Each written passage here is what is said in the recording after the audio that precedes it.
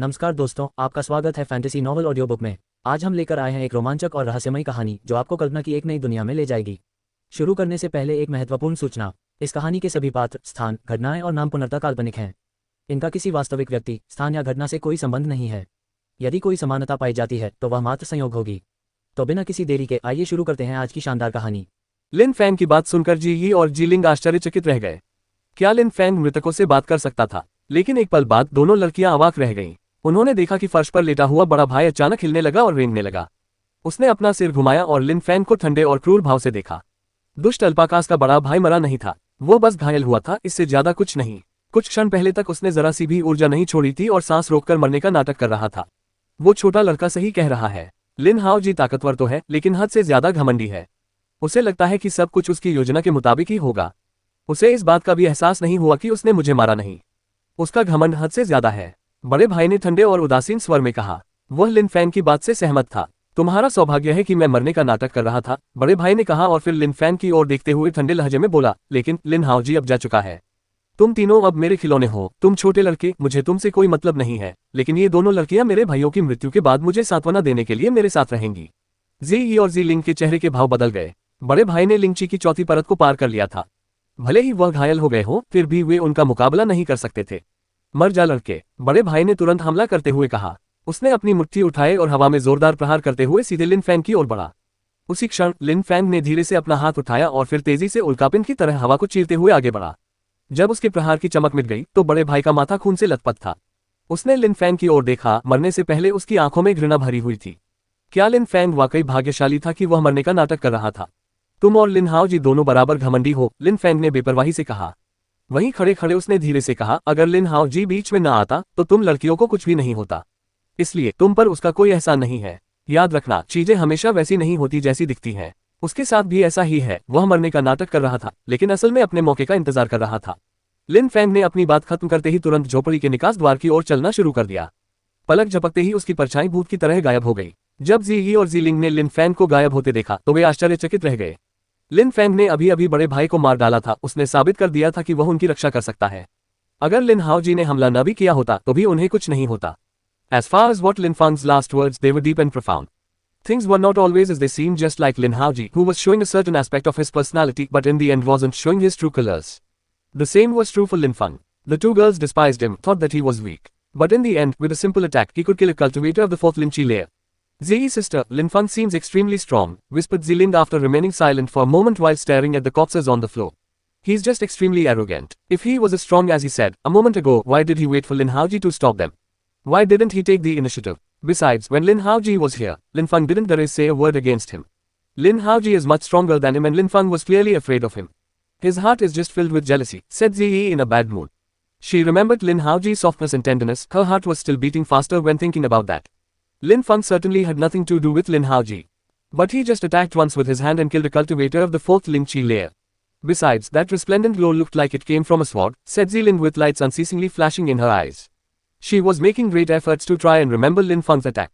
It's only because the big brother was too negligent. The big brother was pretending to be dead in front of Lin Haoji but didn't care when in front of Lin Fang. It is obvious at a glance who was strong and who was weak.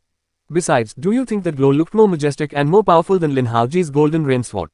Said Ziyi as stubborn as before. However, all her reasoning seemed to be flawed. Outside of the hut, a strong wind was blowing and penetrated into the hut. The fire that Lin Fang lit went out because of the strong wind. In a flash, the thatched hut became dark and cold. Ziyi and Ziling's hearts started pounding. Immediately after, they firmly grabbed each other's hands. They realized that there was cold sweat on the palms of both of their hands. Ziyi, sister, actually, if Lin Fang was here, it would be much better, said Ziling in a small voice. She had just realized that she had underestimated Lin Fang. Ziyi had criticized Lin Fang for having lit a fire and they both now realized that without it, it was very cold. Ziling, we can go up the mountain tonight, said Ziyi, surprising Ziling. Ziyi then continued, Lin Haoji is also going up now, isn't he? If we leave now, we may have a chance of catching up with him. What about Lin Fang? What, do you care about him? Said Ziyi coldly. Alright, let's go, said Ziling. Immediately after, the two girls left the hut and immediately jumped on their Qian Li Zhu horses. They immediately started galloping up the Golden Z mountain. A short time after they left the hut, Lin Fang appeared on a horse and followed them. On the top of the Golden Z mountain, there was a majestic palace which was famous within that region. It was the location of the Z government. In the Z government, there was someone who had broken through to the Shanqi layer. In Mo Yu and Zhu Yu, people had the same opinion. A cultivator of the Shanxi layer could be defined as an extremely strong cultivator. Even members of the monarchy would consider them as cultivators worthy of respect. Cultivators of the Shanxi layer were rare. Outside of the Zi government palace, there were two huge pillars which had a huge wooden board across with an inscription. The two words Zi government was engraved in huge letters on this wooden board. At that moment, Ziyi and Zilin were approaching these two huge pillars. Lin Feng was calmly following them. The three of them were galloping at full speed on the mountain road, but it was pitch black outside. They had needed 2 hours to climb the mountain. "We are from the Ziwei mountain, here are our invitation cards," said Ziyi while taking out invitation cards and handing them over to the guards. The guards opened the cards and saw that they were from Ziwei village. They then nodded and let them pass. The three of them entered the vast and immense palace. It was so huge that they didn't know where to go. Ziyi and Ziling, even though they were blood related to the people of the Zi government, had never gone there before. It was their first time. Being blood related to the Zi government was nothing special. The really strong and powerful family members were all disciples of the main clan. Besides, even though people were passing them, Ziyi and Ziling knew nobody. Besides, as it was still late at night, they didn't have a place to rest and had no choice but to aimlessly wander around the palace. "Master Lin, please come this way." At that moment, in the distance, two silhouetted were speaking as they walked through the palace. Ziyi and Zilin raised their heads and looked in that direction. The person who had just been called Master Lin was Lin Haoji. "Master Lin," shouted Ziyi while looking at him. Her voice was filled with joy and surprise. Lin Haoji looked in their direction and immediately saw Ziyi and Zilin. A tender and soft smile appeared on his handsome and delicate face. He walked over to them and said, "It seems like I, Lin Haoji, am very lucky to meet you girls again." "Master Lin, my name is Ziyi," said Ziyi while pretending to be shy. "Master Lin, is that your friend?" When the girl who was leading Lin Haoji saw that he knew Ziyi, she couldn't help but ask. "Yes, she is," replied Lin Haoji while nodding. तो बात यह है, miss जी, क्या मैं आपसे पूछ सकती हूँ कि आप कहाँ रह रही हैं? लड़की ने ये सुनकर पूछा कि वो लिन हाओजी की दोस्त है। महल की नौकरानियों में से एक होने के नाते उसने विनम्रता बनाए रखी। लिन हाओजी जी कियोगा के अच्छे दोस्त थे और जी कियोगा जी सरकार की उत्तराधिकारी थी। इसके अलावा लिन हाओजी बहुत शक्तिशाली थे और एक धनी परिवार से थे। जी सरकार के लोगों से जान पहचान होने के कारण नौकर उनका सम्मान करते थे। कहा, जी ये असहज महसूस कर रही थी। उसने देखा कि जीलिंग गुस्से में आ रही है और बोली, "हम जी सरकार से संबंधित हैं, हम जी वेई पर्वतीय गांव से हैं। हम जी कियोगा को श्रद्धांजलि अर्पित करने आए हैं। हमें अभी ठीक से पता नहीं है कि हम कहाँ ठहरेंगे।" जी वेई माउंटेन विलेज, नौकरानी ने फुसफुसाते हुए कहा। तुरंत बाद वह मुस्कुराई जैसे समझ गई हो। उसने कहा, "चूंकि आप लिन हाओजी के दोस्त हैं, इसलिए मैं आपके रहने की व्यवस्था में आपकी मदद करूंगी। अगर वे सिर्फ जी कियोगा को श्रद्धांजलि देने आए होते तो नौकरानी उन्हें रहने की जगह ढूंढने में मदद नहीं करती। वे तीनों रात को बहुत देर से पहुंचे थे। चाहे उनका जी सरकार से खून का रिश्ता हो या न हो, इससे कोई फर्क नहीं पड़ता था। इसके अलावा उसने इस तथ्य को भी नजरअंदाज कर दिया था कि वे जी वेई पर्वतीय गांव से थे। इससे उन्हें कोई उच्च दर्जा नहीं मिलता था। जी वेई पर्वतीय गांव से होने से कहीं ज्यादा महत्वपूर्ण था उनका लिन हाओजी के साथ मित्र होना, जिससे उन्हें कहीं अधिक ऊंचा दर्जा प्राप्त हुआ। उसे लिन हाओजी की इज्जत भी बचानी थी और उसके दोस्तों की मदद भी करनी थी। "कोई जरूरत नहीं, कल शादी का बड़ा समारोह है जिसमें हम दोनों शामिल होंगे। मेरे कमरे में जगह है। मुझे आज रात 2 खूबसूरत लड़कियों को अपने कमरे में सुलाने में कोई आपत्ति नहीं होगी," लिन हाओजी ने अपने चेहरे पर बड़ी मुस्कान के साथ कहा। उन्होंने एक बार फिर लिन फैंग को नजरअंदाज कर दिया। "यह बहुत सुविधाजनक नहीं है," जी ने धीमी आवाज में कहा। उसकी आवाज में इनकार का भाव नहीं था, बल्कि ऐसा लग रहा था जैसे वह उसका प्रस्ताव स्वीकार करना चाहती हो। लिन हाओजी हैरान रह गया। जब उसने देखा कि वह शर्मा रही है तो उसके चेहरे पर मुस्कान आ गई। "अगर मिस जी को ये पसंद नहीं आता या मेरे व्यक्तित्व को लेकर उन्हें कोई संदेह है तो मैं आपको पूरा महल दे सकता हूं और मैं रात बाहर बिता लूंगा। इसमें कोई दिक्कत नहीं है," मो हाओजी ने बड़े ही अधिकारपूर्ण और प्रभावशाली लहजे में कहा। "नहीं, बिल्कुल नहीं, आपका प्रस्ताव एकदम सही है," जी ने झट से जवाब दिया। जी लिंग और लिन फैंग अचंभित रह गए, लेकिन लिन हाओजी ने तुरंत मुस्कुराते हुए कहा, "तो मैं समझ गया कि आप मेरा प्रस्ताव स्वीकार कर रहे हैं। अगर आपको ज्यादा असुविधा हो तो कृपया मुझे बता दीजिए," जी ने शर्म से सिर झुकाते हुए कहा। "आप किस बारे में बात कर रहे हैं? मुझे तो बहुत खुशी हो रही है," लिन हाओजी ने मुस्कुराते हुए कहा। जी बहन, तुम एक अजनबी के कमरे में रात बिताने के लिए कैसे राजी हो सकती हो? जीलिंग ने अपनी बहन का हाथ मजबूती से हिलाते हुए धीमी आवाज में कहा। जीलिंग, मास्टर लिन जैसे नौजवान बहुत कम मिलते हैं। क्या तुम्हें लगता है कि वह भरोसेमंद नहीं है? चलो साथ चलते हैं, जी यी ने कहा। अज्ञानी, एक ठंडी और उदासीन आवाज सुनाई दी। यह आवाज लिन फैंग की थी। उस समय लिन फैंग लिन हाओ जी को देख रहा था और उसने ठंडे और उदासीन लहजे में कहा, पहाड़ की तलहटी में तुमने कहा था कि मुझे फूस की झोपड़ी में न रहने दे क्योंकि मैं कुछ गड़बड़ कर सकता हूँ, और अब तुम उन्हें अपने यहाँ बुला रहे हो। क्या तुम्हें नहीं लगता कि तुम खुद कुछ गड़बड़ कर सकते हो? क्या उच्च वर्ग के प्रतिभाशाली और आकर्षक युवक ऐसा ही नहीं करते? लिन हाओ जी अचंभित रह गया। उसने ठंडे लहजे में लिन फैंग को देखा। तुरंत बाद वह मुस्कुराया और बोला, क्या तुम सोचते हो कि तुम्हारी तुलना मुझसे की जा सकती है? बेतुका, लिन फैंग ने कहा, जैसे कि उच्च सामाजिक स्थिति होने से किसी को युवा लड़कियों को गुमराह करने का अधिकार मिल जाता है। हम्फ, लिन हाओ जी ने ठंडी आवाज में आह भरी। उसने जी यी की ओर देखते हुए कहा, श्रीमती जी यी, अगर ऐसा है तो आप मेरा प्रस्ताव भूल जाए, अलविदा। इतना कहकर लिन हाओ जी जाने लगा। मास्टर लिन, रुकिए रुकिए, जी यी उनके पीछे दौड़ते हुए चिल्लाए। उसने कहा, मैं उनसे बिल्कुल सहमत नहीं हूँ। जी यी ने अपना सिर घुमाया और ठंडेपन से लिन फैंग को देखा। फिर उसने तुरंत जीलिंग से कहा, बहन चलो साथ चलते हैं। मैं नहीं जा रही, जीलिंग ने सिर हिलाते हुए कहा।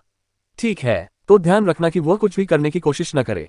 जी यी ने लिन फैंग की ओर देखते हुए जवाब दिया और फिर लिन हाओ जी के पीछे दौड़ पड़ी। लिन फैंग ने जी यी की दूर जाती हुई आकृति को देखा। वह झुंझला गया था। उसने उसे बार बार चेतावनी दी थी, लेकिन जी यी की जिद के कारण लिन फैंग के पास कोई और उपाय नहीं था। जीनान द्वारा दिया गया काम भी वह पूरा कर चुका था। उसने वादा किया था कि जीनान के महल पहुंचने तक वह लड़कियों की सुरक्षा सुनिश्चित करेगा। अब फ्यूचर एड्स, तुम उसके साथ क्यों नहीं जा रहे हो? लिन फैंग ने पूछा। शायद तुम सही हो, चीजें हमेशा वैसी नहीं होती जैसी दिखती हैं। लिन हाओ जी दिखने में सुंदर, असाधारण और बहुत ताकतवर है, लेकिन वह बहुत पाखंडी भी हो सकता है। जीलिंग ने मुंह फुलाते हुए और दूर देखते हुए धीमी आवाज में कहा। तो फिर क्या तुम अपनी बहन की बात नहीं सुनोगे और मुझसे सावधान नहीं रहोगे? लिन फैंग ने थोड़ा हंसते हुए पूछा। लिन हाओ जी सचमुच बहुत पाखंडी थी। जीलिंग ने अपना सिर घुमाकर लिन फैंग की ओर देखा। वह खिलखिलाकर हंसते हुए बोली, लेकिन अगर तुम्हारा इरादा हमें नुकसान पहुंचाने का था, तो नीचे उस फूस की झोपड़ी में तुम्हारे पास मौका था, तो तुमने जी सरकार के महल में हमारे आने का इंतजार क्यों किया? लिन फैंग उसकी मासूम मुस्कान देखकर हैरान रह गई। उसके होठों के कोने एक कोमल मुस्कान में बदल गए थे। चीजें हमेशा वैसी नहीं होती जैसी दिखती हैं, खासकर जब बात उसकी हो। उसका स्वभाव ठंडा और रूखा था, लेकिन असल में उसके दिल में एक कोमल और मासूमियत छिपी थी। उसकी मुस्कान वाकई देखने लायक थी। हालांकि यह एक साधारण निमंत्रण था, लेकिन जी यी वास्तव में बहुत भोली और नासमझ थी। वह ये नहीं समझ पाई कि यह एक जाल था। लेकिन मुझे गलत मत समझना, भले ही तुम इतने कमजोर न हो, मैं जीलिंग केवल एक अत्यंत शक्तिशाली तलवारबाज से ही विवाह करूंगी। मुझे तुम्हारे जैसे किसी में कभी दिलचस्पी नहीं होगी, जीलिंग ने हंसते हुए कहा। इसके तुरंत बाद वह आराम करने के लिए जगह ढूंढने के लिए चली गई। तलवारबाजी की साधिका, लिन फैंग ने सोचा। वह मुस्कुराया और सिर हिलाया। फिर वह उसके पीछे चल दिया। Dot dot dot dot dot dot dot dot. महल के दूसरे हिस्से में एक हवेली में कोई दरवाजे पर दस्तक दे रहा था। अंदर आ जाओ, जी यी ने कमरे के अंदर से कहा। तुरंत ही कमरे का दरवाजा खुला और लिन हाओ जी दरवाजे पर खड़ी थी। मिस जी यी, क्या मैं अंदर आ सकती हूँ? लिन हाओ जी ने कमरे के बाहर इंतजार करते हुए कहा। बिल्कुल आ सकते हैं, अंदर आइए मास्टर लिन, जी यी ने उत्तर दिया। लिन हाओ जी यी को टकटकी लगाकर देख रहा था। उसने गौर किया कि उसके कपड़े सूखे नहीं थे। कपड़ों के आर पार से उसका कोमल युवा शरीर दिखाई दे रहा था, जिससे उसके दिल में वासना की ज्वाला भड़क उठी। जी यी, तुम सचमुच सुंदर हो, लिन हाओ जी ने धीरे से कहा। जी यी ने शर्म से अपना सिर थोड़ा नीचे झुका लिया और एक पल के लिए चुप रही। फिर उसके होंठ हिले और उसने कहा, मैं नहीं हूँ। तुम सिर से पैर तक बेहद खूबसूरत हो, लिन हाओ जी ने कोमल स्वर में कहा और फिर आगे बोला। जी, जब से हम पहली बार उस झोपड़ी में मिले थे, तब से जब भी मैं तुम्हें देखता हूँ, मेरा मन हल्का हो जाता है। मुझे लगता है कि हम एक दूसरे के लिए ही बने हैं। मैंने कभी सोचा भी नहीं था कि हम इतनी जल्दी दोबारा मिलेंगे। जी यी चुप रही और उसने अपना सिर नीचे कर लिया। उसका चेहरा थोड़ा लाल हो गया। अब फ्यूचर एड्स, जी यी, तुम चुप क्यों हो? अगर तुम्हें लगता है कि मैं कोई खेल खेल रहा हूँ, तो मैं अभी जा सकता हूँ, लिन हाओ जी ने कहा। जी यी ने तुरंत अपना सिर उठाया और लगातार हिलाती रही। उसी क्षण लिन हाओ जी उसके पास पहुंच चुकी थी। अब वे एक दूसरे के बेहद करीब थे। जी यी, लिन हाओ जी की आवाज कोमलता और स्नेह से भरी हुई थी। जी यी का चेहरा दिन ब दिन लाल होता जा रहा था। वह लिन हाओ जी को देख रही थी। उसकी आंखों से पता चल रहा था कि उसके मन में उसके लिए कुछ भावनाएं हैं। उसने कभी सोचा भी नहीं था कि सब कुछ इतनी जल्दी हो जाएगा, लेकिन लिन हाओ जी उसका आदर्श पति था। वह साधारण था, उसका सामाजिक रुतबा ऊंचा था और उसमें असाधारण प्रतिभा थी। उसके जैसे पुरुष दुर्लभ थे। उसे जी वेई पर्वत की गोद ली हुई लड़की जी में दिलचस्पी थी। उसके ऊंचे रुतबे को देखते हुए यह उसके लिए जीवन में एक बार मिलने वाला अवसर था। इसके अलावा उसके मन में उसके लिए भावनाएं थीं, इसलिए वह उसे ठुकरा नहीं सकती थी, भले ही वे एक दूसरे को लंबे समय से नहीं जानते थे। क्या तुम भविष्य में मेरी पत्नी बनना चाहोगी? मैं तुम्हें हमेशा अपने साथ रखना चाहता हूँ, लिन हाओ जी ने कोमल और स्नेह भरी आवाज में कहा और उसके और करीब आ गया। जी का दिल जोर से धड़क रहा था, उसका चेहरा लाल हो गया था, लेकिन वह खुश थी, हालांकि यह सब अचानक हुआ था। हाँ, जी ने हल्के से सिर हिलाते हुए कहा। तुरंत बाद उसने महसूस किया कि 2 बड़े हाथों ने उसे गले लगा लिया है। उसे गले लगाते हुए लिन हाओ जी और भी उत्साहित हो गया और उसने तुरंत उसे चूमना शुरू कर दिया। जी कांप रही थी, उसे ऐसा लग रहा था जैसे उसे बिजली का झटका लगा हो। उसे लिन हाओ जी की गर्माहट महसूस हुई और तुरंत बाद उसने भी अपने हाथ उसके चारों ओर लपेटकर उसे चूम लिया। इसके बाद लिन हाओ जी ने उसके शरीर को छूना शुरू किया। थोड़ी देर बाद उसने उसके कोमल और गर्म युवा शरीर को सहलाना शुरू कर दिया। जी बेचैन होने लगी और उसने एक हल्की सी आह भरी। दोनों बिस्तर पर लेट गए। उन्होंने अपने कपड़े एक तरफ फेंक दिए। थोड़ी देर बाद वे दर्द, आनंद और गर्मी से कराहने लगे। उनके शरीर कमरे के बीचों बीच एक दूसरे में समा गए थे। Dot dot dot dot dot dot dot dot आकाश में सूरज उगना शुरू हो गया था। जी सरकार में चहल पहल बढ़ने लगी थी। उसी दिन जी कियोगा का विवाह समारोह होने वाला था। एक चट्टान के किनारे पर 2 आकृतियां बैठी सूर्योदय देख रही थीं। वे चट्टान के ऊपर लटके हुए हिस्से पर इस तरह बैठी थीं कि उनके पैर खाई के किनारे से ऊपर थे। वे दूर तक देखती हुई सूर्योदय की ओर निहार रही थीं। ये बेहद खूबसूरत लग रहा था। कितना सुंदर! जी लिंग ने इस अद्भुत दृश्य को देखकर आश्चर्यचकित होकर कहा। बादलों के सागर के ऊपर चमकता हुआ लाल रंग दिखाई दे रहा था। ये सचमुच बहुत सुंदर है, लिन फैंग ने उत्तर दिया। पिछले जन्म में पहाड़ की चोटी से सूर्योदय देखना लिन फैंग का एक सपना था। उस पल उसका वह सपना सच हो गया था। उसे आखिरकार पता चला कि ऐसी प्राकृतिक सुंदरता का आनंद लेना कैसा होता है। इसके अलावा पृथ्वी समलन की क्षमता के कारण उसकी बोध शक्ति जी लिंग की तुलना में कहीं अधिक थी। ऐसा लग रहा था मानो सूर्योदय देखने का सौंदर्य और भी बढ़ गया हो। मैंने कभी सोचा भी नहीं था कि पहली बार सूर्योदय देखते समय तुम मेरे साथ होगे। अफसोस की बात है कि तुम वो इंसान नहीं हो जिसकी मुझे तलाश है, जी लिंग हंसते हुए बोली। वह तुरंत खड़ी हो गई और बोली, चलो वापस चलते हैं। पापा ने कहा था कि जी कियोगा का होने वाला पति इस इलाके का सबसे खूबसूरत लड़का है। आज मैं देखना चाहती हूँ कि ये अफवाहें सच है या नहीं। लिन फैंग भी अजीब से भावों के साथ खड़ा हो गया। वह दुल्हन को देखना चाहता था, लेकिन इसलिए नहीं कि वह सुंदर है या नहीं, बल्कि इसलिए कि वह देखना चाहता था कि क्या वह दुवान शिनये है। अगर वह सचमुच दुवान शिनये थी तो उसकी शादी जी कियोगा से कैसे हो सकती थी। लेकिन अगर अफवाहें सच थी तो अगर ऐसा हुआ तो लिन फैंग क्या करेगा। प्रश्नवाचक चिन्ह। गवर्नमेंट क्षेत्र में सोने की सजावट से सजे एक आलीशान भवन में केवल एक मंजिल बैंगनी रोशनी से जगमगा रही थी। पहाड़ की चोटी पर एक विशाल महल था जो देखने में ऐसा लग रहा था मानो पूरी तरह से बदल दिया गया हो। उसके अंदर एक गलियारा था जो बेहद विशाल और बाकी गलियारों से काफी ऊंचा था। उस समय महल के लंबे ढके हुए गलियारे के अग्रभाग पर एक विशाल स्वर्णिम जी प्रतिमा थी जो देखने में बेहद भव्य लग रही थी। यह जी सरकार के पूर्वजों की प्रतिमा थी। ये प्रतिमा उन सभी लोगों के लिए विशेष महत्व रखती थी जिनका जी सरकार से रक्त संबंध था। वे सम्मान के प्रतीक के रूप में पूर्वजों को प्रणाम करते थे। प्रतिमा के पीछे महल का निषिद्ध क्षेत्र था जो एक विशाल पत्थर का द्वार था। केवल उन्हीं लोगों को इस क्षेत्र में प्रवेश की अनुमति थी जिनका जी सरकार से रक्त संबंध था। पर्वत के मध्य भाग में कई लोग उस महल की ओर चल रहे थे। विशाल प्रतिमा और भव्य महल उनका स्वागत करने के लिए वहां मौजूद थे। सामान्य परिस्थितियों में निषिद्ध क्षेत्र हमेशा बंद रहता था। उनकी स्थिति चाहे जो भी हो, उन्हें प्रवेश की अनुमति नहीं थी। उसी क्षण लोगों का एक समूह लंबे ढके हुए गलियारे से नीचे चल रहा था और मूर्ति के सामने पहुंचा। उन्होंने मूर्ति के सामने 3 बार घुटने टेके और 9 बार प्रणाम किया और तुरंत बाद मूर्ति के किनारे कतार में खड़े हो गए। वहां मौजूद लोगों की संख्या बढ़ती जा रही थी। वे लगभग सभी जी सरकार से रक्त संबंध रखते थे, लेकिन कुछ लोग जी सरकार के मित्र भी थे। ये समारोह एक महत्वपूर्ण आयोजन था। हालांकि जी सरकार से संबंधित और असंबंधित लोगों में अंतर था। रक्त संबंध रखने वालों को निश्चित क्षेत्र में प्रवेश करने से पहले बलि की रस्म पूरी करनी पड़ती थी। इस रस्म में कोई बाधा नहीं डाली जा सकती थी, इसलिए बहुत कम लोग ही बाहरी लोगों को साथ लाते थे। उसी समय जी लिंग और लिंग फैंग भी वहां पहुंच गए थे। लिंग फैंग ने अभी भी चांदी का मुखौटा पहन रखा था और जी लिंग को समझ नहीं आ रहा था कि क्यों जी ये आ गई है। जी लिंग दूर देख रही थी और उसने जी ये और लिन हाओ जी को एक साथ आते देखा। कुछ ही क्षण बाद वे जी लिंग के पास आ गए। जी लिंग, तुम अब भी उसके जैसे लोगों के साथ क्यों घूमती हो? जी यी ने भौहें चढ़ाते हुए ठंडे लहजे में कहा। लिन फैंग ने जी यी को देखा और अपनी पृथ्वी समलन शक्ति का प्रयोग किया। उसकी इंद्रियां अत्यंत तीव्र हो गईं। वह स्पष्ट रूप से महसूस कर सकता था कि जी यी में कुछ अलग है। जी यी ने अपनी मासूमियत खो दी थी। कितनी अज्ञानी लड़की है। लिन फैंग अपना सिर हिला रहा था। लिन हाओ जी और जी यी एक दूसरे को एक दिन से भी कम समय से जानते थे और जी यी ने खुद को लिन हाओ जी को सौंप दिया था। लिन फैंग को समझ नहीं आ रहा था कि क्या कहे, लेकिन चूंकि यह जी यी की अपनी इच्छा थी, इसलिए वह हस्तक्षेप भी नहीं कर सकता था। उसने अपना कर्तव्य पूरा कर दिया था। उसने उसे सलाह दी थी और यात्रा में उसकी रक्षा की थी। हो सकता है कि जी यी को सच में यही लगता हो कि वह और लिन हाओ जी हमेशा साथ रहेंगे। बहन, जी लिंग ने मुंह बनाते हुए कहा, हम लिन फैंग के साथ आए हैं तो जाहिर है हमें उसके साथ ही रहना होगा। जी लिंग, तुम्हें ऐसे अज्ञानी और दुष्ट व्यक्ति पर भरोसा नहीं करना चाहिए। वह तुम्हें धोखा दे रहा है। कल शाम उसने तुम्हारे साथ कैसा व्यवहार किया? पब फ्यूचर विज्ञापन। जी यी का लहजा पहले से कहीं अधिक प्रभावशाली और दबंग था, साथ ही उसमें थोड़ी सी घमंड भी झलक रही थी। जब लिन फैंग ने ये देखा तो वह और भी ज्यादा चिढ़ गया। पहले जी यी जी लिंग के सामने विनम्र रहती थी, आखिर वह गोदली हुई बेटी थी। लेकिन उस पल उसकी बातों से लग रहा था जैसे वह जी लिंग को नीचा दिखा रही हो। शायद उसे लगा कि लिन हाओ जी के साथ रिश्ते में होने के कारण अब उसकी सामाजिक स्थिति जी लिंग से बेहतर हो गई है। बहन, तुम क्या कह रही हो? जी लिंग अवाक रह गई। फिर लिन फैंग ने ठंडी आवाज में आह भरी और कठोर स्वर में कहा, जी लिंग जी, तुम्हारे पिता ने मुझे तुम्हें जी सरकार के पास ले जाने और तुम्हारी सुरक्षा सुनिश्चित करने का काम सौंपा था। मैंने अपना कर्तव्य पूरा कर दिया है। अब से हमारा कोई संबंध नहीं है। अगर तुम मुझे देखो तो ऐसा व्यवहार करना जैसे तुम मुझे नहीं जानती हो, मैं भी वैसा ही करूंगा।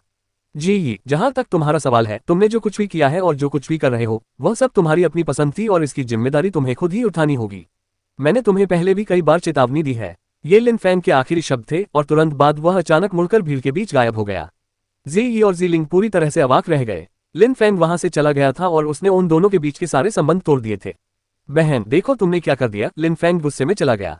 जी लिंग ने गुस्से में कहा, लेकिन जी यी ने ठंडी आवाज में कहा, अच्छा हुआ वो देर सवेर तुम्हें धोखा देने की कोशिश करता ही। उसी क्षण कतार में खड़े लोग और भी उत्साहित हो गए। गलियारे के अंत में लोगों का एक समूह प्रकट हुआ और उनका नेतृत्व जी सरकार का एक बुजुर्ग व्यक्ति कर रहा था। वो जी सरकार का मुखिया जी यंग था। जी यंग के पीछे दो लोग थे। उनमें से एक ने सुनहरे वस्त्र पहने हुए थे। वह बेहद आकर्षक और राजसी दिख रहा था और उससे एक चकाचौंध भरी आभा निकल रही थी। वह उसका भावी पति जी कियोग था। इसके अलावा जी कियोग की तरफ एक बेहद नाजुक और खूबसूरत महिला थी। उसने एक लंबी बैंगनी पोशाक पहनी हुई थी। उसके सिर पर एक सजावटी शादी का मुकुट था। वह बेहद सुंदर थी। कितनी खूबसूरत महिला है। लगता है अफवाहें सच हैं, दुल्हन इस क्षेत्र की सबसे खूबसूरत लड़की है। जी सरकार की जीजिया भी उसके सामने फीकी लगती है। कितनी सुंदर, वह बहुत ही आकर्षक लग रही है। उसके कपड़े उसे और भी खूबसूरत बना रहे हैं। जी कियोग की नजर वाकई कमाल की है। काश मुझे भी ऐसी खूबसूरत पत्नी मिल जाए तो मैं कितना खुश होऊंगा। अगर वह मुझसे साधना छोड़ने को भी कहे तो मैं तुरंत मान जाऊंगा। खूबसूरत दुल्हन को देखकर भीड़ में तरह तरह की टिप्पणियां फैल रही थी। जी सरकार के युवा मुखिया के रूप में उनका दर्जा वाकई जायज था। इतनी खूबसूरत पत्नी मिलना वाकई मुश्किल था। शुरू में तो वे कल्पना भी नहीं कर सकते थे कि जी कियोग से शादी करने का सौभाग्य किस तरह की लड़की को मिलेगा, लेकिन उस पल उनके सारे संदेह दूर हो गए। वह महिला निश्चित रूप से जी कियोग और उनकी सामाजिक स्थिति के लिए उपयुक्त थी। कितनी सुंदर स्त्री है। जी बहन, अफवाहें बिल्कुल सच थी। इस क्षेत्र में उससे ज्यादा सुंदर स्त्री कोई नहीं है। जी लिंग ने धीमी आवाज में कहा। उस समय वह भी उस स्त्री के सुंदर और कोमल चेहरे को निहार रही थी। उसे देखकर उसे ऐसा लग रहा था मानो वह खुद सुंदर ही न हो। जी का दिल भी तेजी से धड़क रहा था, लेकिन वह चुप रही।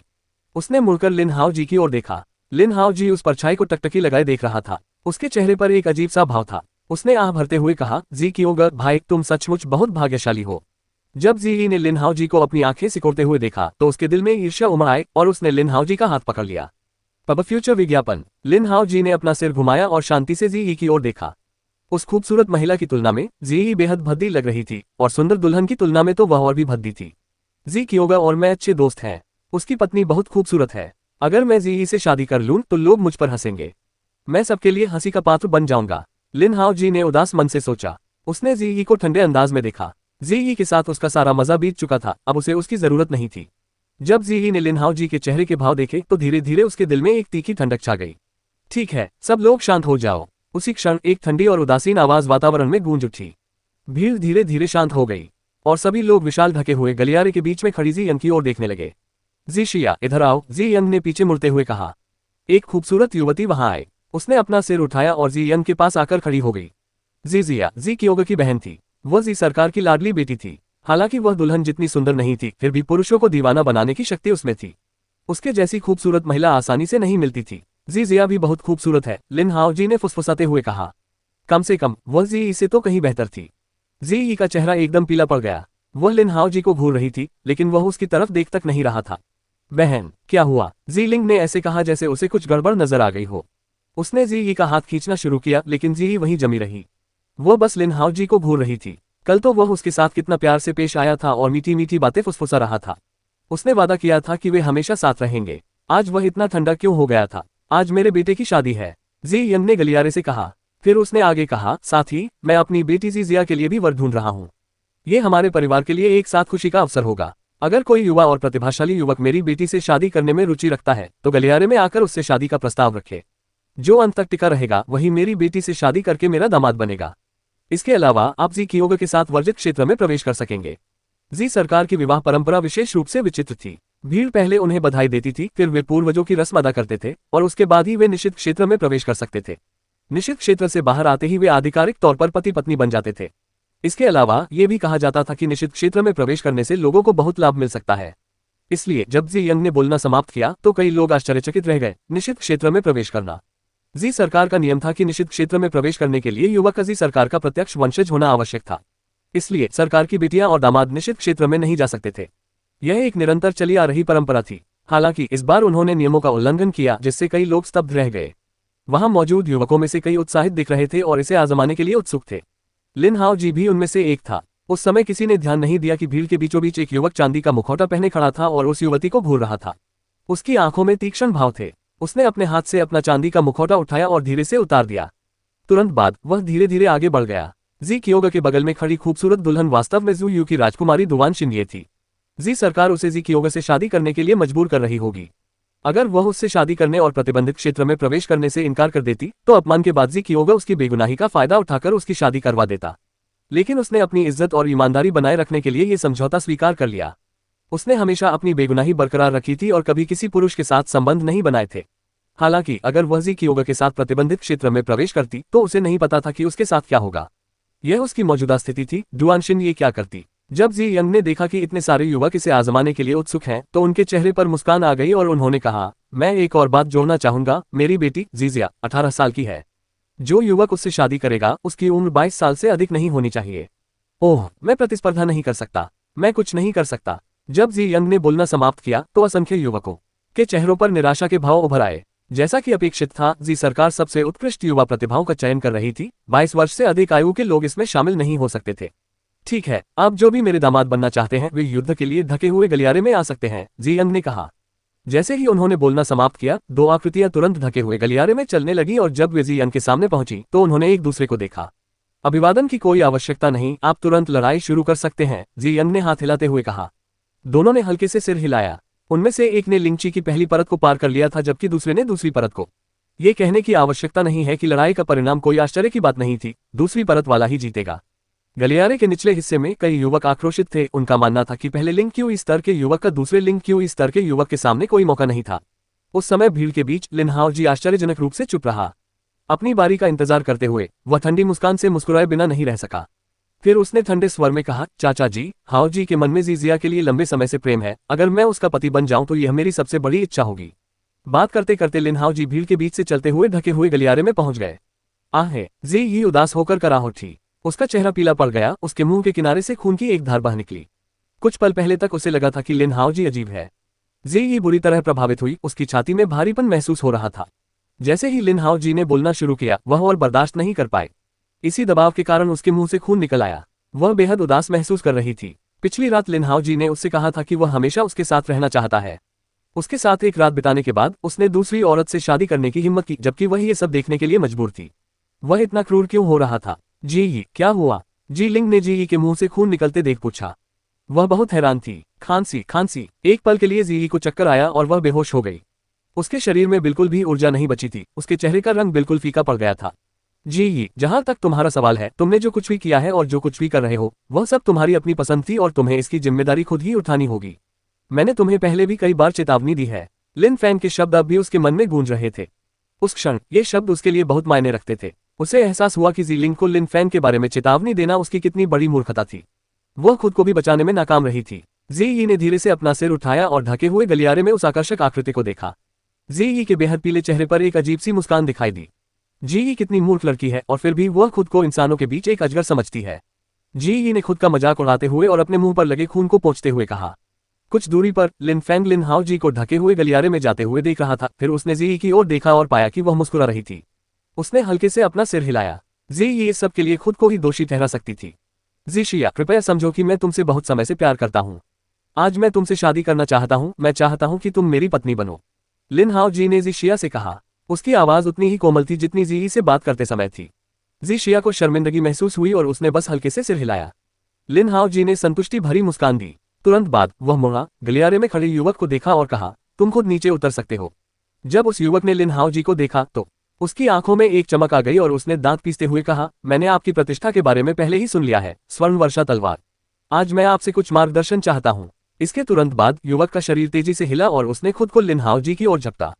लिन हाओ जी ने ठंडी मुस्कान बिखेरी। उसने अपनी तलवार उठाई, जिसके बाद आकाश सुनहरी वर्षा से भर गया। उसकी चमक बेहद शानदार थी। जब सुनहरी वर्षा थम गई तो लिन हाओ जी की तलवार पहले की तरह ही दमक रही थी।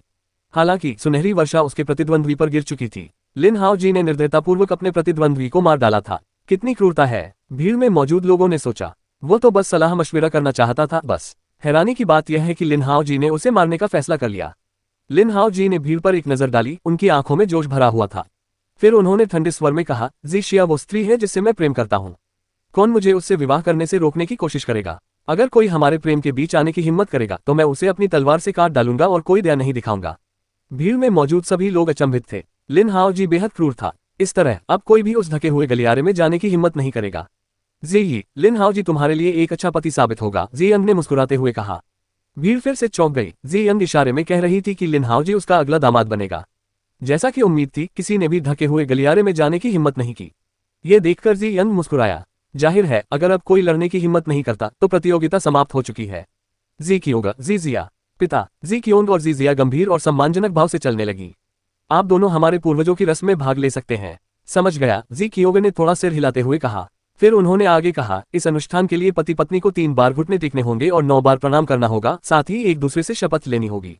जब उसकी बात समाप्त हुई तो जी क्योंग ने दुवान शिन ये की ओर देखा।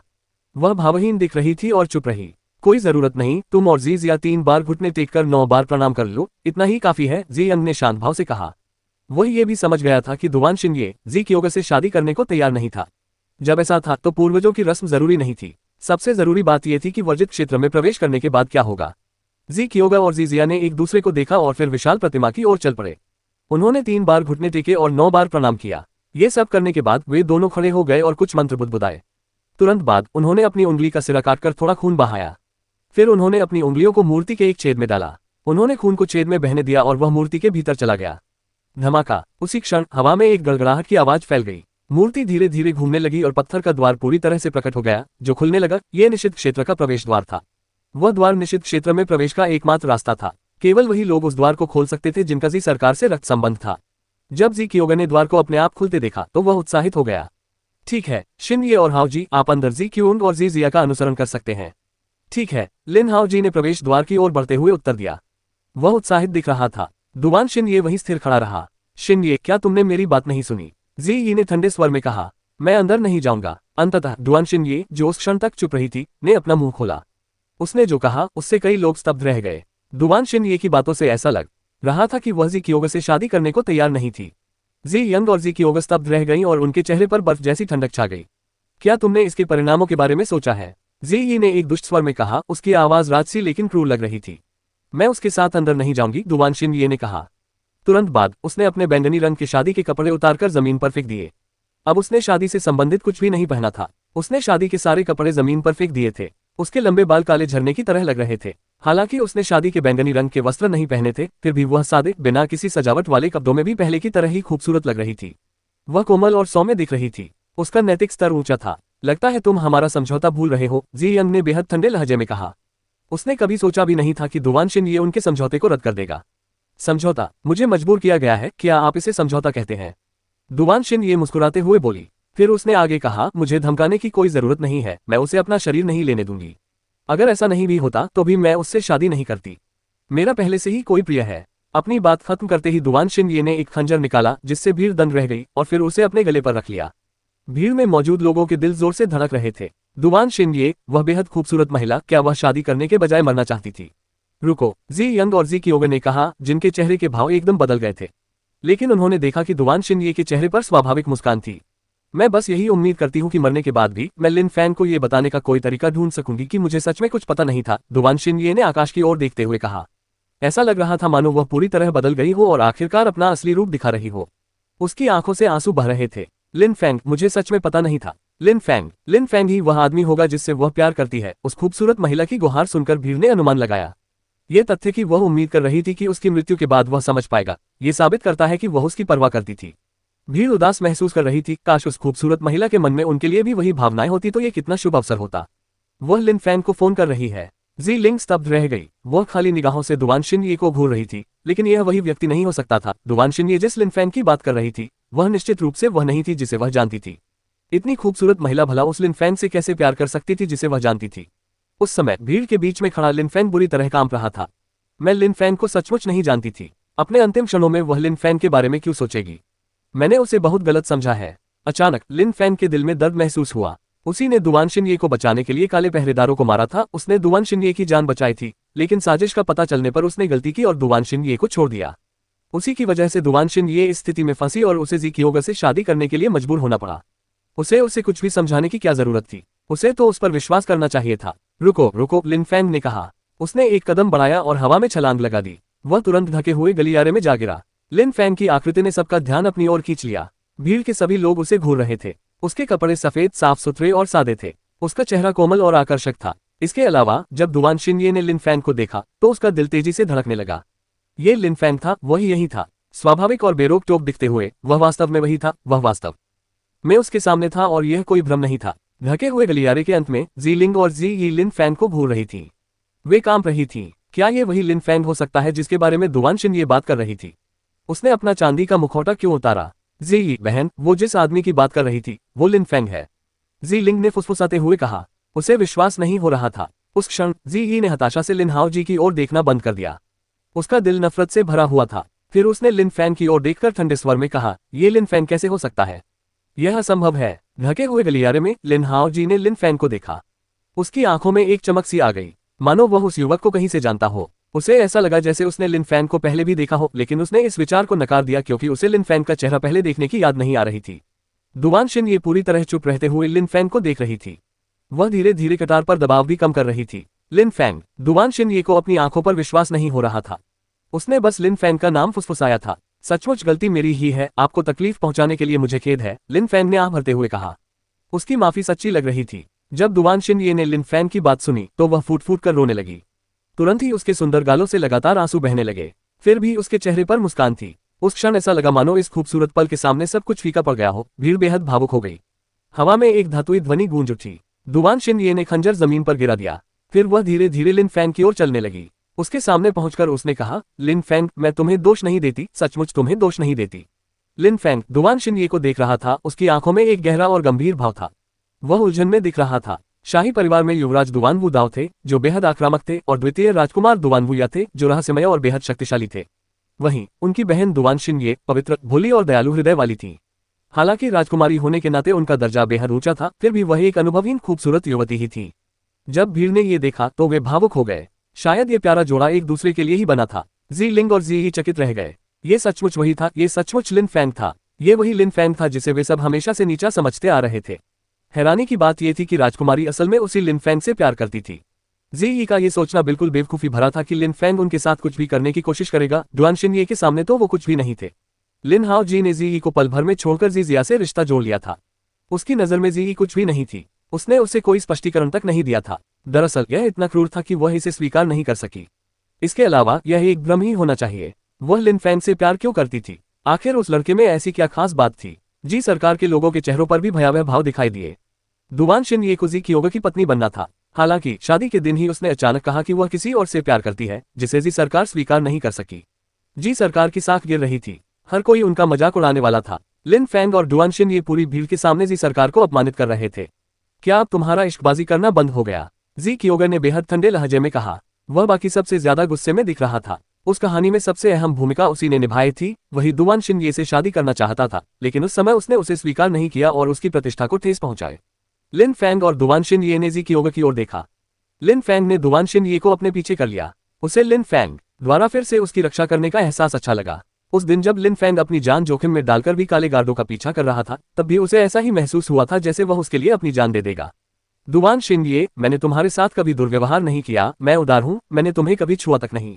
भविष्य में अगर तुमने मुझसे कुछ भी मांगा होता तो मैं तुम्हें सब कुछ दे देता, लेकिन आज तुमने किसी दूसरे पुरुष के साथ इश्कबाजी करने का फैसला किया है, तो मैं कोई दया नहीं दिखाऊंगा और तुम्हारा शरीर मेरा है। जी कियोन दुआन शिनये को घूर रहा था और उसकी आवाज बेहद ठंडी थी। जी सरकार के लोग इतने बेशर्म हैं। लिन फैंग को जी कियोगा का तर्क हास्यास्पद लगा। उसने दुआन शिनये को शादी के लिए मजबूर किया था और अब वह उससे आभारी होने की उम्मीद कर रहा था। अगर मैं आपकी बात समझ रहा हूं, तो अगर कोई आपकी बहन को जबरदस्ती अपनी पत्नी बना ले लेकिन उसे छुए नहीं, तो क्या उसे खुद को उसके हवाले करना होगा, आभारी होना होगा और स्वेच्छा से उसकी पत्नी बनना होगा? क्या जी सरकार के लोगों का यही तर्क है? लिन फैंग ने ठंडे लहजे में कहा। जी सरकार के लोग लिन फैंग को घूर रहे थे। तुम्हारा नाम लिन फैंग है, मेरी जी सरकार की आलोचना करने की तुम्हारी हिम्मत तो हद से ज्यादा है। मैं तुम्हें मार डालूंगा। जी कियोगा ने लिन फैंग को जानलेवा नजरों से देखा। लिन फैंग उससे उम्र में छोटा था और फिर भी जी सरकार पर झूठे आरोप लगाने की हिम्मत कर रहा था। लिन फैंग को तो मानो मौत की ख्वाहिश थी। तुम कोशिश कर सकते हो, लिन फैंग ने शांत भाव से कहा। वह सफेद वस्त्र पहने अपनी तलवार पीठ पर रखे वहीं खड़ा था। उसके चेहरे पर कोई भाव नहीं था और वह निडर था। बड़े ढके हुए गलियारे में हल्की हवा बह रही थी। लिन फैंग के सफेद कपड़े हवा में लहरा रहे थे। उस क्षण वह बेफिक्र, सहज और निडर लग रहा था। जीलिंग और जी पूरी तरह से अवाक रह गईं और लिन फैंग को खाली निगाहों से देखती रहीं। लिन फैंग अब पहले जैसा व्यक्ति नहीं रहा था। वह बिल्कुल ही अलग इंसान लग रहा था। वह अब शांत, धैर्यवान और मिलनसार नहीं था। उसकी आवाज में जोश भरा हुआ था। वह जी सरकार का अकेले सामना करते हुए सीधा और दृढ़ खड़ा था। उस क्षण लिन फैंग अद्वितीय और असाधारण रूप से मजबूत दिख रहा था, मानो वह एक बेहद शक्तिशाली तलवार को म्यान से बाहर निकालने वाला हो। कितना पागल आदमी है जी क्यों भाई, मुझे इसे संभालने दो, लिन हाओ जी ने एक कदम बढ़ाते हुए कहा। यह उसके लिए अपनी ताकत दिखाने का मौका था। ठीक है भाई, जी क्यों ने हल्के से सिर हिलाते हुए कहा। तुरंत बाद लिन हाओ जी दौड़ने लगा और पलक झपकते ही लिन फैंग के सामने पहुंच गया। उसके सुनहरे वस्त्र बेहद चमकदार और भव्य लग रहे थे। मुझे ऐसा क्यों लग रहा है कि हम एक दूसरे को जानते हैं, लिन हाओ जी ने भौहें चढ़ाते हुए पूछा। लिन फैंग मुस्कुराया और बोला, बस मुझ पर हमला कर दो। चूंकि तुम मरने के लिए इतने बेचैन हो, मैं तुम्हारी इच्छा पूरी कर देता हूँ। उस व्यक्ति का नाम याद रखना जो तुम्हें मारने वाला है। मेरा नाम लिन हाओ जी है, जिसे गोल्डन रेन स्वॉर्ड के नाम से भी जाना जाता है, लिन हाओ जी ने घमंड से कहा। फिर वह दोबारा चलने लगा। उसकी सुनहरी वर्षा वातावरण में फैल गई और आकाश को भर दिया। सुनहरी वर्षा एक चकाचौंध भरी रोशनी में बदल गई। वह अत्यंत तेजस्वी थी। जब सुनहरी बारिश हुई तो सुनहरी रोशनी ने लिन फैंग के शरीर को घेर लिया। लिन फैंग बिल्कुल स्थिर खड़ा था। उसने अपना हाथ उठाया। तलवार की ऊर्जा हवा में फैल गई। एक तेज और चमकदार रोशनी एक पल के लिए चमकी और फिर बिना किसी निशान के गायब हो गई। हालांकि उसी क्षण लिन हाओ जी ने एक भयानक चीख मारी।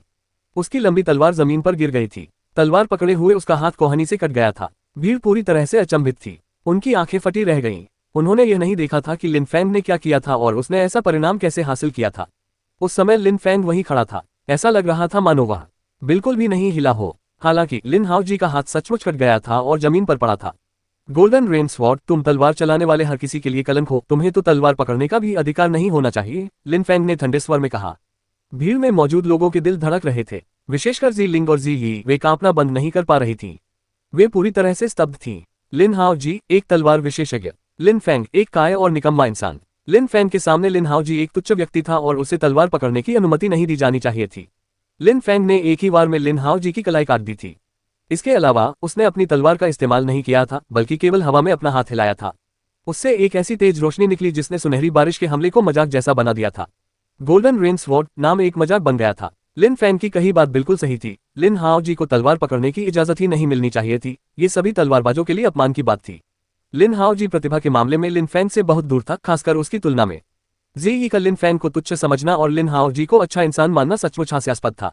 ये सोचकर कि वह लोगों के बीच एक खूंखार योद्धा बन जाएगी, उसने अपने शरीर की पवित्रता उसे अर्पित कर दी और अपमानित हुई। उसने लिन फैंग की सलाह को पूरी तरह से अनसुना कर दिया था। ही उस क्षण जी की हंसी अजीब थी। उस समय अपनी कटी हुई भुजा के साथ लिन हाओ जी बेहद दयनीय लग रहा था। वहीं दुआन शिन ये की रक्षा कर रहा लिन फैंग वीर, सहज और निडर दिख रहा था। लिन फैंग सचमुच लोगों के बीच एक ड्रैगन की तरह था। वह खुले विचारों वाला था। भले ही जी ने उसे बार बार अपमानित किया हो, उसने कभी अपना आपा नहीं खोया। उसने कभी आक्रामक व्यवहार नहीं किया क्योंकि उसे परवाह नहीं थी, और वह ये भी सोचता था कि जी की बातों से परेशान होना उचित नहीं है। लिन फैंग सचमुच एक अद्भुत व्यक्ति था। जी लिंग भी आत्मविश्वास से भरे लिन फैंग को ऐसे देख रही थी मानो उसने उसे पहली बार देखा हो। ढके हुए गलियारे में खड़ा लिन फैंग सहज और बेफिक्र था। उसने बिना किसी संकोच के लिन हाओ जी की कोहनी से बांह काट दी थी। क्या ये सचमुच वही युवक था जिसे उन्होंने सड़क किनारे से उठाया था? क्या ये वही युवक था जो झाड़ू लेकर बगीचे की सफाई कर रहा था? क्या ये वही कायर था जिसने फूस की झोपड़ी में आग जलाई थी और पूरी यात्रा के दौरान उसके साथ बुरा बर्ताव किया गया था? जी और जी लिंग को अपने पिता के शब्दों का अर्थ समझ में आ गया था जब वे जा रहे थे। जी नान ने लिन फैंग को उनके साथ भेजा था ताकि वे जी सरकार तक सुरक्षित पहुंच सके। उनकी रक्षा करना उसका कर्तव्य था। साथ ही उसने उन्हें उससे मिलने और उसके करीब आने का एक शानदार अवसर भी दिया था। जी ने लिन फैंग को कचरा कहा, उससे नफरत की और लिन हाओ जी के बहकावे में आ गई, जिसने उसकी कौमार्यता छीन ली थी। ये बहुत ही हास्यास्पद था। जी लिंग ने भी लिन फैंग को कभी कोई सम्मान नहीं दिया था। तलवार पकड़ना मना है। लिन हाओ जी वहीं बेसुध खड़ा था। उसके हाथ से खून बहकर जमीन पर गिर रहा था। उसका चेहरा पीला पड़ गया था। ये पहली बार था जब किसी ने उससे कहा था कि उसे, लिन हाओ जी, जिसे गोल्डन रेन स्वॉर्ड के नाम से भी जाना जाता है, तलवार पकड़ने की इजाजत नहीं होनी चाहिए, कि वह तलवार चलाने वालों के लिए एक कलंक है। तलवार तेज होती है, इसे चलाने के लिए दृढ़ संकल्प और स्वाभिमान की आवश्यकता होती है। तुम में ये गुण नहीं है। तुम्हारा तलवारबाजी का कौशल दिखावटी है, उसमें कोई सार नहीं है। तुम्हें तो तलवार पकड़ने की भी अनुमति नहीं होनी चाहिए, और तुम्हें कभी भी तलवारबाज नहीं माना जाना चाहिए, क्योंकि यह उन लोगों का अपमान है जो वास्तव में तलवारबाजी का प्रशिक्षण लेते हैं, लिन फैंग ने बर्फीले स्वर में कहा। लिन हाओ जी में एक अच्छे तलवारबाज बनने के लिए आवश्यक कोई भी गुण नहीं था, उसकी शैली दिखावटी थी, उसमें कोई सार नहीं था। वह केवल दिखावे पर ध्यान देता था, तलवार की धार पर नहीं। तुमने मेरा हाथ काटने की हिम्मत कैसे की? तुम हो कौन? लिन हाओ जी ने सिर उठाते हुए कहा। वह लिन फैंग को घूर रहा था। उसके मन में यह धारणा मजबूत होती जा रही थी कि वह लिन फैंग को जानता है। असल में अभी मेरा तुमसे हिसाब बाकी है। लिन फैंग के चेहरे पर एक ठंडी मुस्कान थी। फिर वह आगे बढ़ा, पलक झपकते ही उसकी आकृति गायब हो गई और वह तुरंत लिन हाओ जी के सामने प्रकट हो गया। लिन हाओ जी बुरी तरह कांप रहा था। उसके पास लिन फैंग के हमलों को रोकने का कोई उपाय नहीं था। उसने महसूस किया कि तलवार की अथाह शक्ति उसके सीने में घुसकर उसके अंगों को नष्ट कर रही है। उसका चेहरा पूरी तरह विकृत हो गया था और वह टकटकी लगाकर लिन फैंग को देख रहा था। लिन फैंग ने न केवल उसका हाथ काट दिया था, बल्कि वह उसे जान से मारने की भी तैयारी में था। ये तुम हो? लिन हाओ जी ने लिन फैंग की आंखों को देखते ही कहा। उसका दिल जोर से धड़क रहा था। ये वही चुपचाप रहने वाला युवक था जिसने आग जलाई थी, वो भी उस झोपड़ी में। ये वही था जिसे वो काय कहता था। वापस घास फूस की झोपड़ी में लिन फैंग उनके लिए आग जला रहा एक निकम्मा काय था, लेकिन उस पर लिन फैंग उसे आसानी से मार सकता था। यह उसकी सोच के बिल्कुल विपरीत था। लिन हाओ जी का दिल जोर से धड़क रहा था, लेकिन वह जानता था कि उसका भाग्य पहले ही तय हो चुका है। जी हाँ, मैं ही हूँ, लिन फैंग ने ठंडे स्वर में कहा। लिन फैंग का हाथ लिन हाओ जी की छाती पर था और वह ऊर्जा प्रवाहित कर रहा था। तुरंत बाद लिन हाओ जी कराह उठा और ऊर्जा गायब हो गई।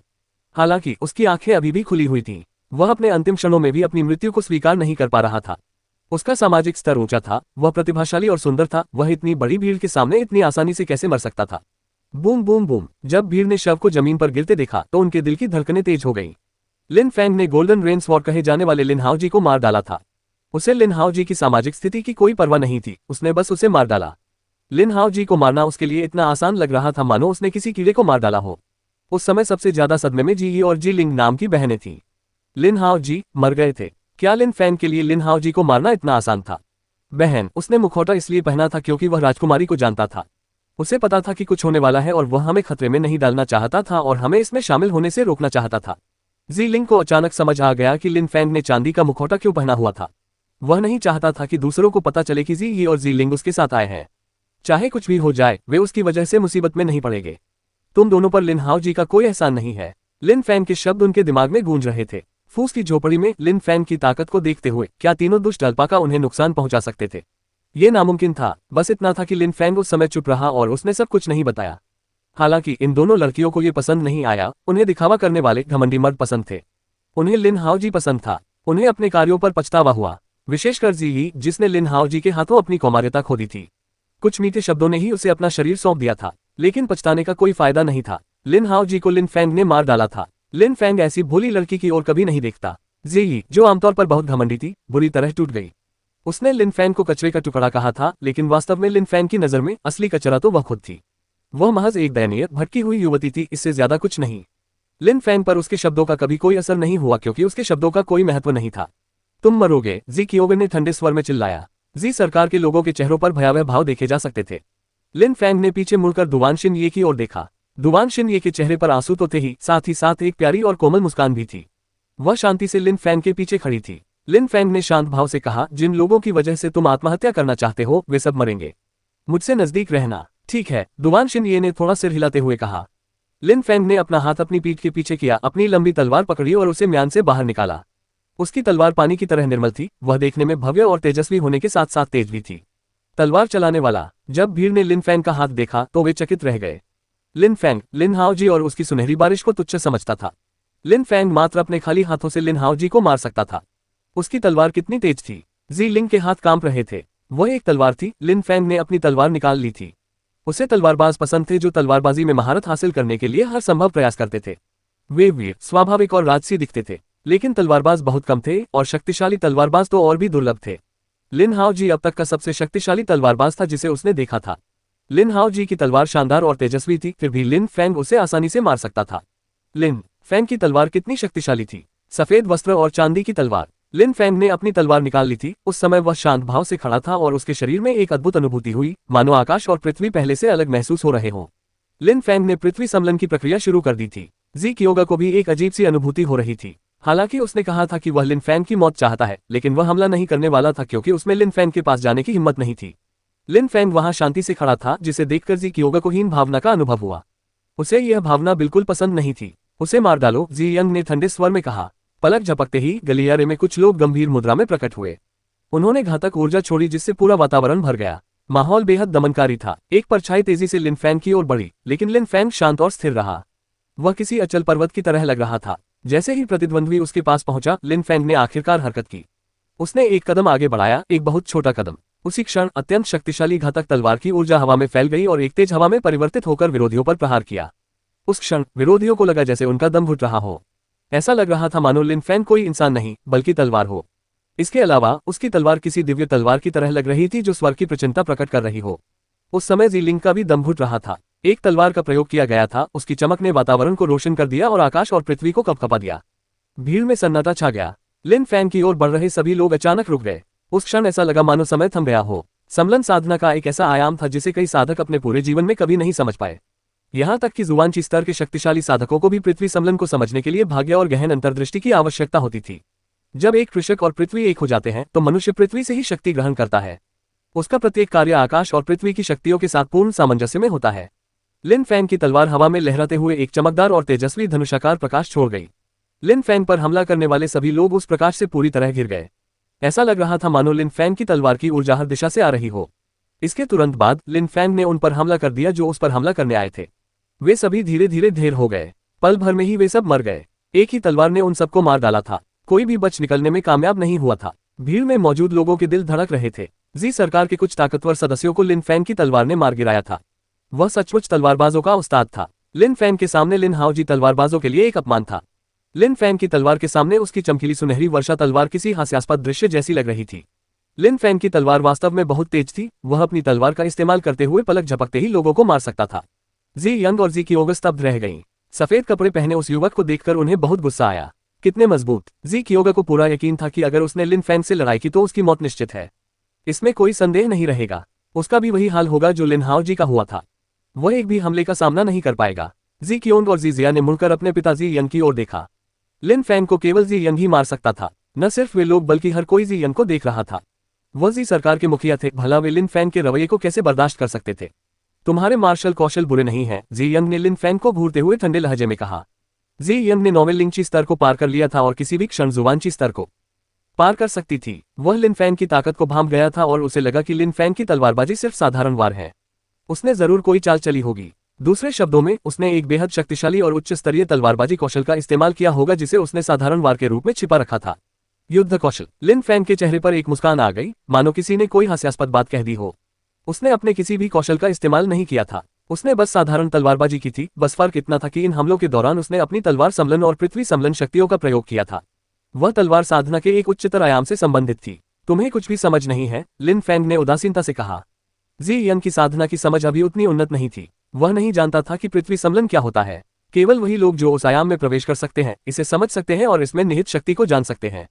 उदाहरण के लिए लिन फैंग को अपनी आत्मा का उपयोग करने की आवश्यकता नहीं थी। वह अपनी आंखें बंद कर सकता था और दूर गिरते हुए पत्ते की आहट भी महसूस कर सकता था। वह अपने आसपास घटित होने वाली हर चीज को महसूस कर सकता था। जी यंग ऐसा नहीं कर सकता था। वह केवल अपनी अंतरात्मा पर भरोसा कर सकता था जो हमेशा सही नहीं होती। भले ही वह जानता था कि कुछ लोग पृथ्वी समलन का उपयोग कर सकते हैं, फिर भी वह इसे समझ नहीं पाता था। उसने कुछ भी महसूस नहीं किया था। स्पष्ट रूप से वह बुनियादी बातों को भी नहीं समझ पाता था। तुम्हें बिल्कुल भी समझ नहीं है। लिन फैंग द्वारा इतने आत्मविश्वास से कहे गए इन शब्दों को सुनकर जी यंग को बहुत असहज महसूस हुआ। एक कनिष्ठ व्यक्ति सबके सामने उससे कह रहा था कि उसे कोई बात समझ नहीं आई, जिससे वह बेहद अज्ञानी प्रतीत हो रहा था। क्या तुम समझ नहीं पा रहे हो? जी यंग ने ठंडी मुस्कान के साथ कहा और फिर बोली, तुम अभी बच्चे हो और इतनी अकड़ दिखाने की हिम्मत करते हो। तुम्हें दुनिया की विशालता का अंदाजा नहीं है। तुम यहाँ आए, हंगामा किया, जी सरकार के लोगों को मारा और उसे अपमानित किया। मैं तुम्हें यूं ही नहीं मार डालूंगी। मैं तुम्हारी साधना को पंगु बना दूंगा। तुम जीवन भर कष्ट भोगोगे। तुम्हारा भाग्य मृत्यु से भी बदतर होगा। जी यंग की आवाज बेहद ठंडी थी। जब भीड़ ने उसके ये शब्द सुने तो उन्हें भी जी यंग से एक निर्मलता की लहर महसूस हुई। लिन फैंग जी यंग को देख रहा था। देखते ही देखते उसके चेहरे पर मुस्कान आ गई, मानो उसने कोई चुटकुला सुना हो। तुम क्यों मुस्कुरा रहे हो? जी यंग ने बेहद ठंडे लहजे में पूछा। तुम मुझसे साफ तौर पर डरे हुए हो, लिन फैंग ने पहले की तरह शांत भाव से कहा और फिर आगे बोला, मैं अकेले ही जी सरकार में आया था। मैंने तुम्हारे बच्चों की शादी में हंगामा किया, तुम्हारे होने वाले दामाद को मार डाला और जी सरकार के कई लोगों का कत्ल कर दिया।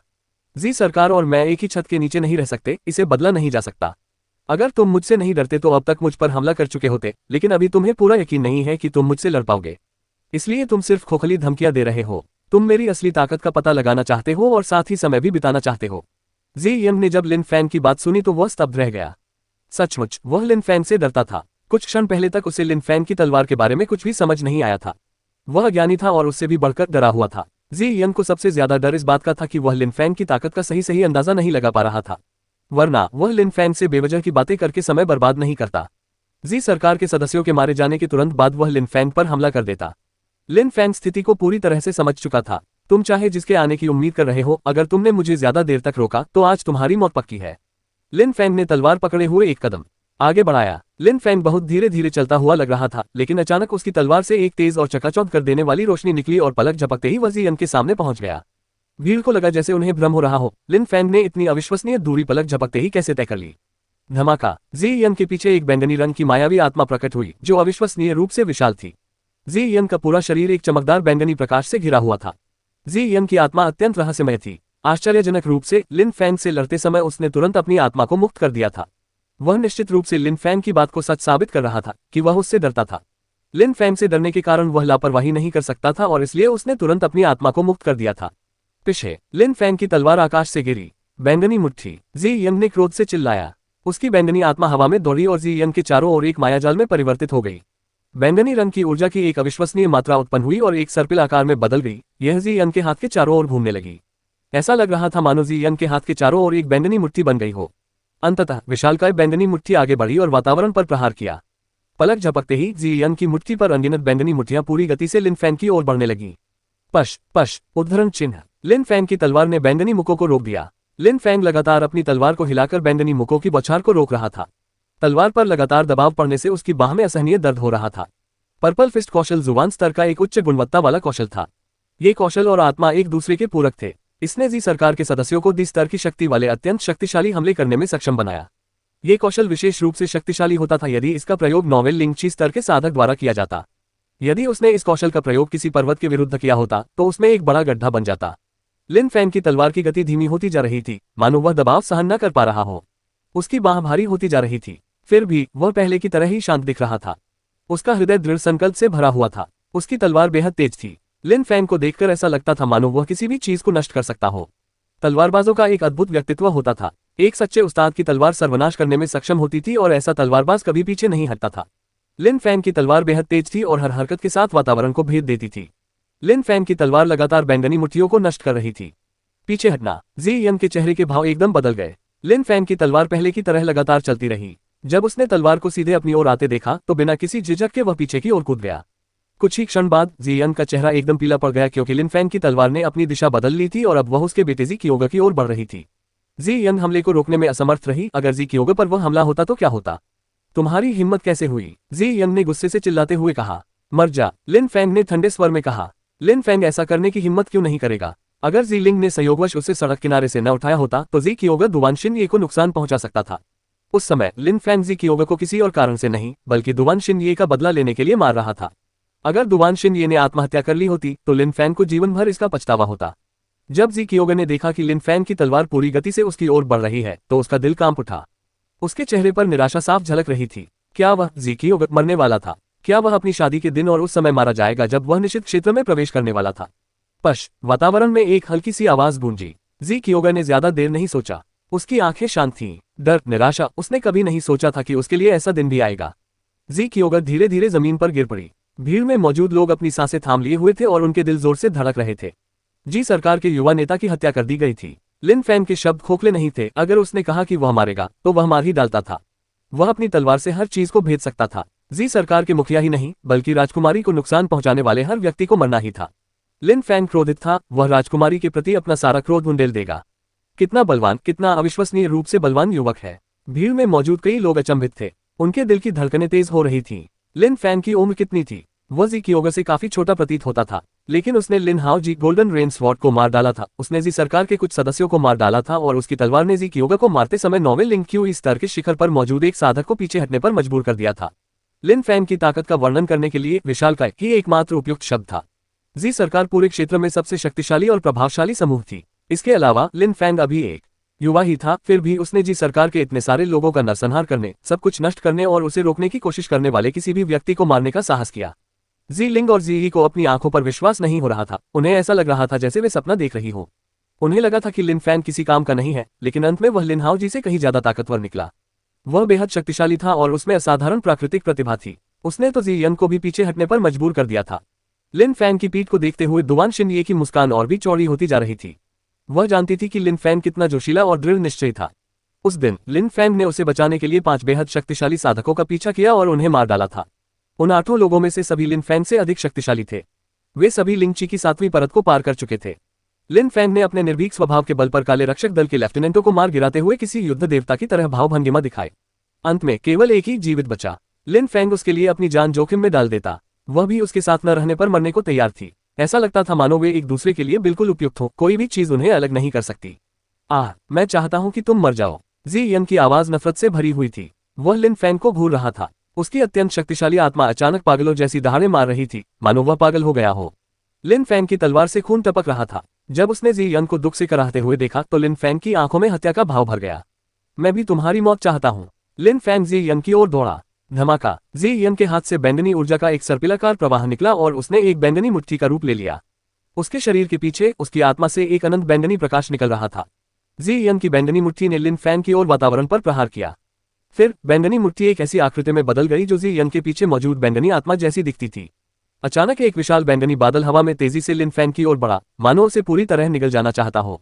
दोनों हमले अब उसकी ओर बढ़ रहे थे। मरना! लिन फैंग ने अपनी तलवार से वार किया और उस बैंगनी दैत्य को 2 टुकड़ों में काट दिया, लेकिन बैंगनी बादल पूरी गति से लिन फैंग की ओर बढ़ते रहे। इसके अलावा बैंगनी आकृति 2 टुकड़ों से फिर से जुड़ गई। मरना मरना मरना! पब फ्यूचर विज्ञापन। जियन गुस्से से चिल्ला रहा था। वह लगातार उस विशालकाय आकृति की ओर बैंगनी रंग के सर्पिल छोड़ रहा था। अचानक उस बैंगनी विशालकाय ने अपना हाथ हिलाया। उसके हाथ से एक जबरदस्त बैंगनी मुक्का निकला। इसके अलावा उस बैंगनी विशालकाय की आंखें किसी इंसान जैसी लग रही थीं। उसकी आंखों में नफरत, निर्दयता और हत्या का इरादा भरा हुआ था। उस समय जियन की भी यही मनोदशा थी। ये किस प्रकार का हमला है? जब भीड़ ने ये देखा तो वे स्तब्ध रह गए। ऊर्जा अचानक एक बैंगनी दैत्य में परिवर्तित हो गई थी और उससे भी बड़ी बात यह थी कि वह बैंगनी दैत्य हमला कर सकता था। ऐसा लग रहा था मानो लिन फैंग को अब 2 विरोधियों से लड़ना पड़ रहा हो। Purple annihilation. जी सरकार के कुछ प्रत्यक्ष वंशज पूरी तरह से चकित थे। बैंगनी विनाश एक ऐसी कला थी जिसे केवल जी सरकार के प्रत्यक्ष वंशज ही जानते थे। बैंगनी रंग ची के रंग को दर्शाता था। बैंगनी ची रूपांतरित हो सकती थी। उस समय वह बैंगनी विशालकाय जीव वास्तव में प्रकट हुआ था क्योंकि जियन उसे नियंत्रित कर रही थी। विनाश, क्योंकि वह हमला अत्यंत शक्तिशाली था और अपने रास्ते में आने वाली हर चीज को नष्ट कर सकता था। वह दैत्य लगभग अजेय था। उसके हमले भी अचूक थे। ऐसे शक्तिशाली हमले का सामना करते हुए अपनी जान बचाना लगभग असंभव था। यह एक अत्यंत शक्तिशाली कौशल था। उनकी कुशलता और जज्बा वाकई बहुत ही अनोखा है। उस क्षण लिन फैंग भी आश्चर्यचकित रह गया। उसने उस बैंगनी दैत्य पर हमला किया और उसे 2 टुकड़ों में काट दिया, लेकिन इससे केवल समय की बर्बादी हुई। बैंगनी बादल लगभग उस तक पहुंच चुका था। वह बैंगनी बादल बेहद शक्तिशाली था। उसका एकमात्र उद्देश्य विनाश करना था। लिन फैंग की दृष्टि मानो हवा को भी भेद सकती थी। उस क्षण वह वहां खड़ा था, लेकिन ऐसा लग रहा था मानो उसकी उपस्थिति ही गायब हो गई हो। वह और पृथ्वी पुनर्तः एक दूसरे के साथ समाहित हो गए थे। उसका शरीर आकाश और पृथ्वी की ऊर्जा में विलीन हो गया था। मरना! बैंगनी रंग की मायावी आकृति आश्चर्यजनक रूप से बोलने लगी। उसकी आवाज बेहद ठंडी थी। घातक ऊर्जा ने लिन फैंग के शरीर को घेर लिया और फिर उसे निगल लिया। लिन फैंग आखिर कहां चला गया? गुस्से से भरी एक चीख हवा में गूंज उठी। खामोश भीड़ ने आह भरी। उन्हें दुवान शिनये के बगल में खड़ी एक सफेद आकृति ही दिखाई दी।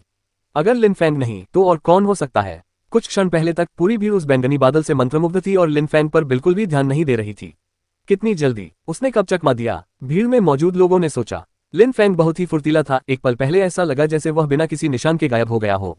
उन्होंने उसकी हरकत पर ध्यान भी नहीं दिया था। अगर मैं पृथ्वी समलन आयाम में प्रवेश करने में कामयाब नहीं होता तो उस हमले में मुझे बहुत चोट लगती। कितनी विचित्र आत्मा है। जैसा कि अपेक्षित था, मैं लापरवाही नहीं कर सकता। तभी लिन फैंग ने देखा कि बैंगनी रंग का विशालकाय प्राणी अचानक एक विशाल बैंगनी चेहरे में बदल गया। चेहरा भयानक था। जियन उसके पीछे खड़ा था और हिल नहीं रहा था। उसकी आत्मा अब उसकी पीठ के पीछे नहीं थी, बल्कि लिन फैंग से लड़ रही थी। रौब! दैत्य दहाड़ा और पूरी गति से लिन फैंग की ओर बढ़ा। लिन फैंग शांत भाव से वहीं खड़ा था और दैत्य द्वारा छोड़ी गई ऊर्जा को महसूस कर सकता था। तुरंत बाद उसके चेहरे पर एक ठंडी और उदासीन मुस्कान आ गई। लिन फैंग ने दुवान शिनये का हाथ पकड़ा। उसकी आकृति एक पल के लिए चमकी और वह पीछे हट गया। वह दैत्य लिन फैंग पर हमला कर रहा था, लेकिन वह लगातार हमलों से बचता रहा, जिससे वह एक बार फिर दहाड़ उठा। रौब! दैत्य ने अत्यंत जोर से दहाड़ा और फिर कराह उठा। भीड़ केवल उस बैंगनी दैत्य को धीरे धीरे गायब होते हुए देख सकी। बैंगनी बादल धीरे धीरे लुप्त होता गया और अंत में पूरी तरह से गायब हो गया।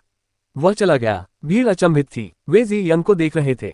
उसकी आत्मा उसके पीछे थी, लेकिन वह बहुत छोटी और बेहद नाजुक लग रही थी। अपनी वर्तमान क्षमता के साथ आप अपनी आत्मा को पूरी तरह से नियंत्रित करना भी नहीं जानते हैं। लिन फैंग ने ठंडी मुस्कान दी। उसकी समझ बेहद तीव्र थी। जिस क्षण बैंगनी रंग के विशालकाय जीव ने उस पर हमला किया, लिन फैंग ने महसूस किया कि उसकी शक्ति धीरे धीरे कमजोर होती जा रही है। हालांकि जी यंग उसे यथासंभव नियंत्रित करने की पूरी कोशिश कर रही थी, फिर भी वह धीरे धीरे कमजोर होता जा रहा था, इसलिए लिन फैंग ने पीछे हटने का फैसला किया था। जैसा कि उम्मीद थी, उसे अब और बचने की जरूरत नहीं थी। बैंगनी बादल गायब हो गया था। एक क्षण पहले जी यंग अपनी पूरी ताकत से लिन फैंग को मारना चाहता था, लेकिन दुर्भाग्य से उसके पास उतनी शक्ति नहीं थी। अब मेरी बारी है। लिन फैंग ने एक कदम बढ़ाया और घातक ऊर्जा छोड़ी। तलवार की अपार शक्ति उत्पन्न हुई। लिन फैंग की तलवार से तीक्ष्ण ठंडी रोशनी निकली। जी यंग का चेहरा बेहद पीला पड़ गया था। कुछ क्षण पहले ही उसने अपनी पूरी ताकत लगा दी थी, लेकिन लिन फैंग को मार नहीं पाया था। उसे दोबारा मौका नहीं मिलेगा। इसके अलावा उसने अपनी आत्मा को नियंत्रित करते हुए अपनी सारी ऊर्जा खर्च कर दी थी।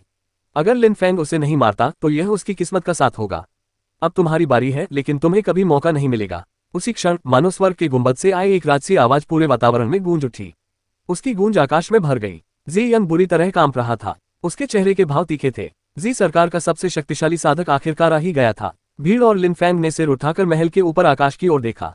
आकाश में एक विशाल और भव्य आकृति दिखाई दी। इतनी ऊंचाई से वह व्यक्ति जी सरकार के पूर्व सदस्यों के शवों को देख रहा था। उसकी हत्या करने की तीव्र इच्छा चरम पर थी। जुबान क्यूई परत। भीड़ अचंभित थी। अफवाह थी किसी सरकार का सबसे शक्तिशाली व्यक्ति जी यंग नहीं, बल्कि जुबान क्यूई श्रेणी का एक बूढ़ा व्यक्ति था। उस क्षण ऐसा लगा मानो अफवाहें सच साबित हो गई हो। जुबान क्यूई स्तर का वह शक्तिशाली साधक प्रकट हुआ था, और वह लिन फैंग के कारण प्रकट हुआ था।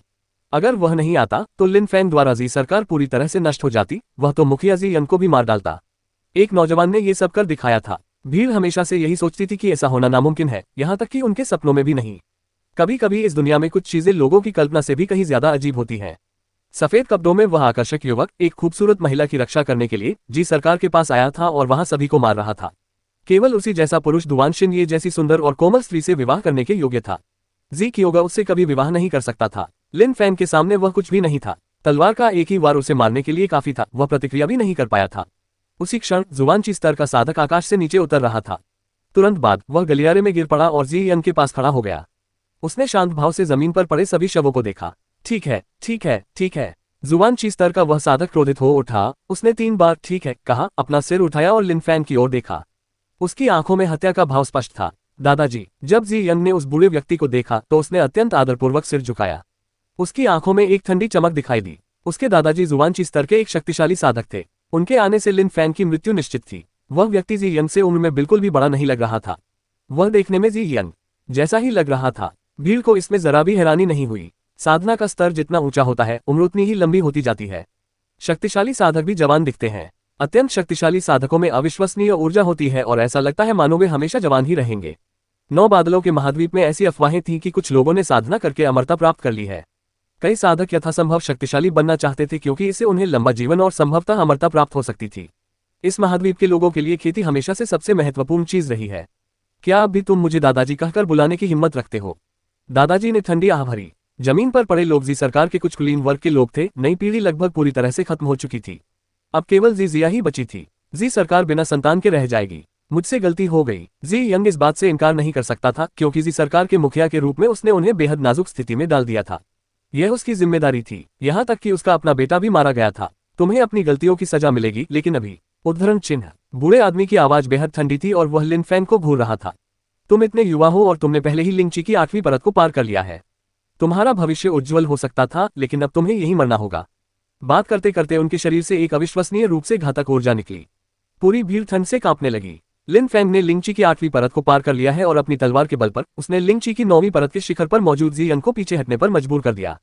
कितना शक्तिशाली है। भीड़ अचंभित थी। उन्होंने पहले कभी ऐसा अद्भुत युवक नहीं देखा था। अरे सच में, मुझे लगता है कि हमें एक बार कोशिश करके देखना चाहिए कि मैं मरूंगा या नहीं, लिन फैंग ने बेपरवाही से कहा। उसकी आवाज पहले की तरह शांत थी। दिल की धड़कन स्थिर थी और उसमें कोई उतार चढ़ाव नहीं था। दरअसल लिन फैंग पहले ही 8वें लिंगची स्तर को पार कर चुका था।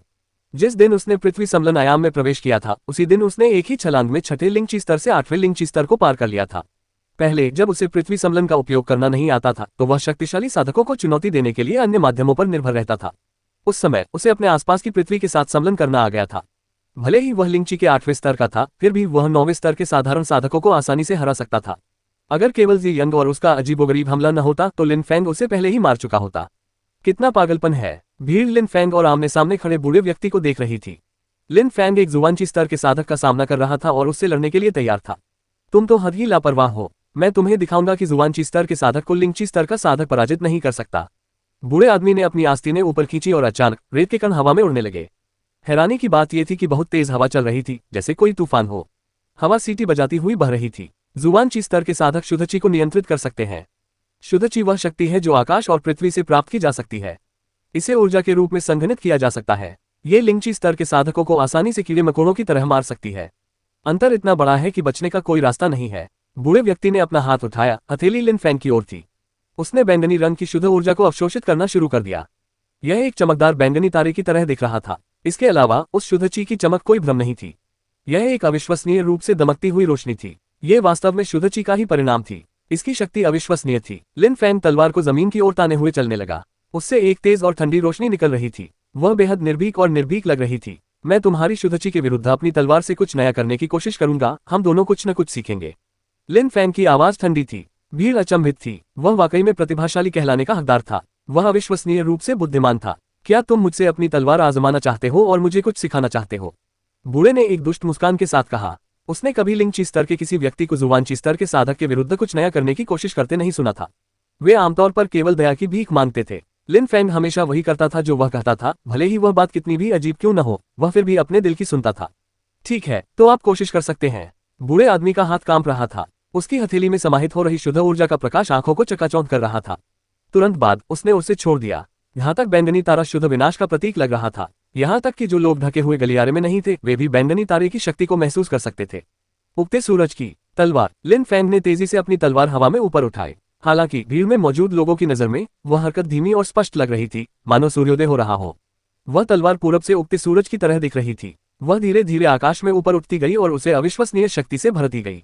भीड़ अपनी आंखों पर विश्वास नहीं कर पा रही थी। उन्हें ऐसा लग रहा था मानो वे सचमुच लाल सूरज को धीरे धीरे आकाश में ऊपर चढ़ते हुए देख रहे हो। उगते सूरज की तलवार लाल उगते सूरज जैसी दिख रही थी। कितना सुंदर, बिल्कुल उगते सूरज जैसा दिखता है। जी लिंग को लगा जैसे वह सपना देख रही हो। उसने फुसफुसाते हुए कहा, बहन, लिन फैंग ने ये कला बनाई है। उसने आज सुबह सूर्योदय देखते हुए इसे बनाया था। इस तरह उसे यह कला सूझी। सुबह सुबह जी लिंग और लिन फैंग साथ में सूर्योदय देख रहे थे। उस समय जी लिंग ने आह भरते हुए शिकायत की थी कि लिन फैंग वह व्यक्ति नहीं है जिसके साथ वह ये पल बिताना चाहती थी। लेकिन फिर भी उस पल वह उस स्मृति को संजो रही थी। उसे ऐसा लग रहा था कि वह फिर कभी ऐसी कला नहीं देख पाएगी। क्या यह एक सृजित कौशल है? जी ये कांप रहा था। साधक, यहाँ तक कि प्रतिभाशाली भी आमतौर पर अपने पूर्वजों द्वारा सृजित कौशल और तकनीकों को सीखते और अभ्यास करते हैं, लेकिन कौशल सृजन करने वाले साधक अत्यंत दुर्लभ होते हैं, विशेषकर इतना सुंदर और प्रेरणादायक कौशल। ऐसा लग रहा था मानो ये केवल आध्यात्मिक रूप से प्रबुद्ध व्यक्ति ही सोच सकता हो, और यह सबके सामने प्रकट हो रहा था। बैंगनी और लाल रोशनी आपस में टकराई। एक बेहद तेज रोशनी पूरे वातावरण में फैल गई, जिससे भीड़ लगभग अंधी हो गई। इतनी तेज रोशनी देखने के बाद उनकी आंखों में बहुत दर्द हो रहा था। ऐसा लगा मानो वह सारी शक्ति काफी देर तक हवा में ही बनी रही, फिर धीरे धीरे फैल गई और रोशनी मंद पड़ गई। लिन फैंग की आकृति दिखाई दी। वह अपनी तलवार पकड़े हुए था और उसका चेहरा बेफिक्र, स्वाभाविक और निर्भीक लग रहा था। हे उगते सूरज की तलवार, मैं तुम्हें मारना नहीं चाहता। दुर्भाग्य से तुमने मेरे परिवार को मार डाला, इसलिए मुझे ऐसा करना पड़ रहा है, बूढ़े ने कहा। हालांकि बूढ़े ने जुवानची स्तर प्राप्त कर लिया था, लेकिन वह अच्छी तरह जानता था कि यह कोई असाधारण बात नहीं थी। अगर लिन फैंग अभ्यास जारी रखता तो वह आसानी से एक उत्कृष्ट साधक बन सकता था। लिन फैंग को बूढ़े से ऊंचे स्तर तक पहुंचने में बस कुछ ही साल लगेंगे। जुवानची स्तर लिन फैंग का अंतिम लक्ष्य नहीं था। कुछ लोग लिन फैंग को बहुत पसंद करते थे, जबकि कुछ उससे ईर्ष्या करते थे। लेकिन जी सरकार के उस बुजुर्ग ने कभी इतना प्रतिभाशाली युवक नहीं देखा था। जी सरकार के सभी कनिष्ठ अधिकारी लिन फैंग की क्षमता से बहुत दूर थे। उन्होंने हमेशा यही आशा की थी कि जी सरकार में कोई प्रतिभाशाली युवक होगा। दुर्भाग्य से ऐसा कभी नहीं हुआ, और जब उन्होंने पहली बार ऐसे असाधारण प्रतिभाशाली व्यक्ति को देखा तो वह उनका अपना बेटा नहीं, बल्कि जी सरकार का एक शत्रु था। बूढ़े आदमी का मन कर रहा था कि वो जी यंग को बार बार थप्पड़ मारे। लिन फैंग से दोस्ती करने के बजाय वो उसका दुश्मन बन गया था। कितनी अज्ञानता! ऐसा करना अक्षम्य था। चलो हमला करो, लिन फैंग ने ठंडे और उदासीन स्वर में कहा। ठीक है, चलिए देखते हैं आपके पास क्या है। बूढ़े व्यक्ति की आवाज भी शांत थी। वह चलने लगा और पलक झपकते ही लिन फैंग के सामने आ गिरा। उसका हाथ बैंगनी रंग की शुद्ध ऊर्जा से भरा हुआ था, जो पहले से ही लिन फैंग के शरीर की ओर तेजी से बढ़ रही थी। भीड़ में मौजूद लोगों के दिल धड़क रहे थे। लिन फैंग जैसा कोई व्यक्ति जिसने लिंगची स्तर पर रहते हुए जुवानची स्तर के साधक का सामना करने का साहस किया, वास्तव में मौजूद था। जलती हुई तलवार, लिन फैंग ने धीमी आवाज में ये कहा। उसकी तलवार से एक अत्यंत तेजस्वी प्रकाश निकला। वह असीम विस्फोटक शक्ति से भरा हुआ था। उस तलवार से निकलने वाला प्रकाश चमकीला और विस्मयकारी था। ये जलते हुए सूर्य के प्रकाश के समान था। इसने सब कुछ रोशन कर दिया।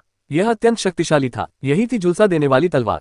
पश पश, तलवार के चारों ओर घातक ऊर्जा का प्रवाह हो रहा था। यह हमला लिन फैंग के साधना ज्ञान का परिणाम था। उसने अपनी घातक ऊर्जा का उपयोग करके ये कौशल उत्पन्न किया था। उस तलवार से निकलने वाला प्रकाश सूर्य के समान तेजस्वी था और तलवार प्रकाश की गति से चलती थी।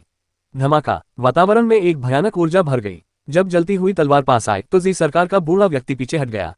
जुबानची स्तर का एक साधक लिन फैंग का सामना करते हुए पीछे हट रहा था। आश्चर्यजनक रूप से वह पीछे हट गया था।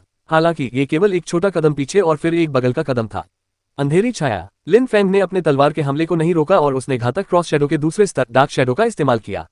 उसका शरीर गायब हो गया और एक परछाई में बदल गया।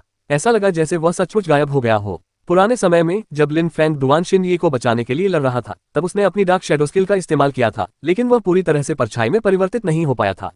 हालांकि उस समय चूंकि वह पृथ्वी के साथ विलय करने की तकनीक जानता था, इसलिए जब उसने अपनी डार्क शैडो स्किल का इस्तेमाल किया तो उसका शरीर सचमुच एक पूर्ण परछाई में परिवर्तित हो गया, जो पूरी तरह से अदृश्य था। केवल उसकी भयानक शक्ति ही शेष रह गई थी। पर्पल समिट, बूढ़े आदमी ने फुसफुसाते हुए कहा। जब उस बूढ़े व्यक्ति ने लिन फैंग की पूरी शक्ति को महसूस किया तो उसके चेहरे पर एक भयानक भाव प्रकट हुआ। एक अविश्वसनीय बैंगनी प्रकाश प्रकट हुआ। यह शुद्ध ची से बना बैंगनी प्रकाश था। पश पश उद्धरण चिन्ह। लिन फैंग की तलवार शुद्ध ऊर्जा में समा गई। बूढ़े व्यक्ति के चेहरे के भाव में हल्का सा बदलाव आया। उसका शरीर मानो एक मायावी क्षण की तरह क्षणिक रूप से गायब हो गया। फिर वह गलियारे में और आगे जाकर गिरा।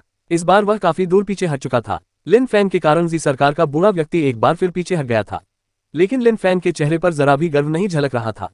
उसने उसका पीछा नहीं किया। वह मुड़ा और जी यंग की ओर देखा। जी यंग अब बूढ़े आदमी की तुलना में लिन फैंग के कहीं अधिक करीब थी। लिन फैंग की आंखों में जानलेवा आग भड़क उठी। जी यंग के चेहरे के भाव एकदम बदल गए। उसका दिल जोर से धड़कने लगा। लिन फैंग का शरीर एक बार फिर हरकत में आ गया। अब उसे रोकने वाला कोई नहीं था। गोल्डन जी पर्वत की तलहटी में बख्तरबंद घोड़ों का एक समूह पूरी गति से सर पर दौड़ रहा था। समूह में लगभग 30 लोग थे। उनमें से अधिकांश ने कांसे के मुखौटे पहन रखे थे, जिनसे उनके चेहरे पूरी तरह ढके हुए थे, लेकिन कभी कभी ये देखा जा सकता था कि उन सभी के चेहरे पर तनाव के भाव थे। वे सवारी करते समय प्रबल ऊर्जा उत्सर्जित कर रहे थे। ये सभी घोड़े आश्चर्यजनक रूप से चीशी के बख्तरबंद घोड़े थे। वे ज़ूयू देश के लोग थे। समूह का नेतृत्व करने वाली महिला बाकी सभी से अलग थी। हैरानी की बात यह थी कि वह एक लड़की थी जो देखने में कोमल और सफेद कपड़े पहने हुए थी। हालांकि उसके चेहरे पर एक पतला घूंघट था, फिर भी वह पवित्र और शुद्ध प्रतीत हो रही थी। उसके शरीर की हरकतें देखकर ऐसा लगता था मानो वह किसी दिव्य आत्मा की तरह हवा में तैर रही हो। ऐसा लगता था मानो वह इस दुनिया की न हो। समूह के सबसे आगे खड़ी वह महिला मेन किंग थी। उसके कपड़े बर्फ की तरह सफेद थे और वह किसी दिव्य प्राणी की तरह हवा में तैर रही थी। चीशी घुड़सवार सेना का समूह मेन किंग का पीछा कर रहा था। वे सेलेस्टियल स्वॉर्ड चीशी यूनिट थे। पिछले कुछ दिनों से लिन फैंग के मोयुए देश में जाने के बाद उसे युद्ध के बारे में कोई खबर नहीं मिली थी। युद्ध के बाद चीशी घुड़सवारों का एक दल मेन किंग के पीछे पीछे लिन फैंग की तलाश में निकल पड़ा। वे कई दिनों से उसका पीछा कर रहे थे। संयोग से उन्हें जीवेई पर्वत गांव से पता चला कि लिन फैंग जी सरकार में है। इसके अलावा मेन किंग और अन्य लोग बिना आराम किए उस विशाल दूरी को पूरी गति से तय कर रहे थे। उसी समय जी सरकार के बाहर लिन फैंग निषिद्ध क्षेत्र के प्रवेश द्वार के सामने खड़ा था। उसने बूढ़े व्यक्ति को पलक झपकते ही पीछे हटने पर मजबूर कर दिया था, लेकिन वह यही नहीं रुका। उसने दुआन शिनये का हाथ पकड़ा और राजकुमारी को अपने साथ लिए जी यंग की ओर छलांग लगा दी। नहीं, उद्धरण चिन्ह। जी यंग ने अत्यंत जोर से चिल्लाया। जी यंग जी गवर्नमेंट सेक्ट के मुखिया थे और लिन फैंग के सामने वे बेहद कमजोर प्रतीत हो रहे थे। लिन फैंग ने उन्हें एक ऐसे कमजोर साधक के समान बना दिया था जो एक भी हमले का सामना नहीं कर सकता था। इसके अलावा लिन फैंग द्वारा बूढ़े व्यक्ति से लड़ना बंद करने और जी यंग के ठीक सामने प्रकट होने के बीच 1 सेकंड से भी कम समय बीता था। ऐसा लग रहा था मानो वह किसी भी क्षण जी यंग को मार सकता है। जी यंग का हृदय असीम क्रोध से भरा हुआ था। वह जी सरकार के कुलपति थे। वे नॉवेलिंग क्यू स्तर के शिखर पर पहुंच चुके थे और पूरे क्षेत्र में उनका सम्मान किया जाता था। ऐसा कोई नहीं था जो उनके प्रति श्रद्धा और सम्मान न रखता हो। लेकिन उसी क्षण अकेले आए किशोर लिन फैंग ने जी सरकार के सदस्यों को मार डाला था और वह जी यंग को कुछ भी नहीं समझ रहा था। वह जी सरकार के वरिष्ठ साधक से लड़ते हुए भी उसे जान से मारने के लिए आगे बढ़ रहा था। एक भयानक बैंगनी रंग का भ्रम प्रकट हुआ। जी यंग का पूरा शरीर उस भ्रम की बैंगनी ऊर्जा से ढक गया।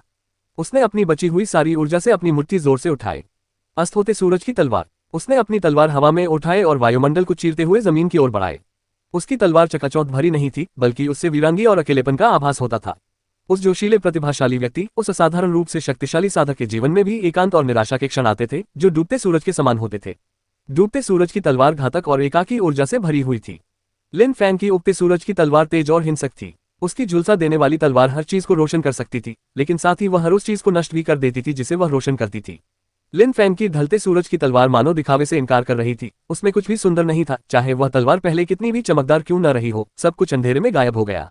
जी लिंग तलवार की शक्ति को महसूस कर सकता था। पूरे क्षेत्र में उसकी बहुत प्रतिष्ठा थी और उस समय लिन फैंग उसे अपमानित कर रहा था।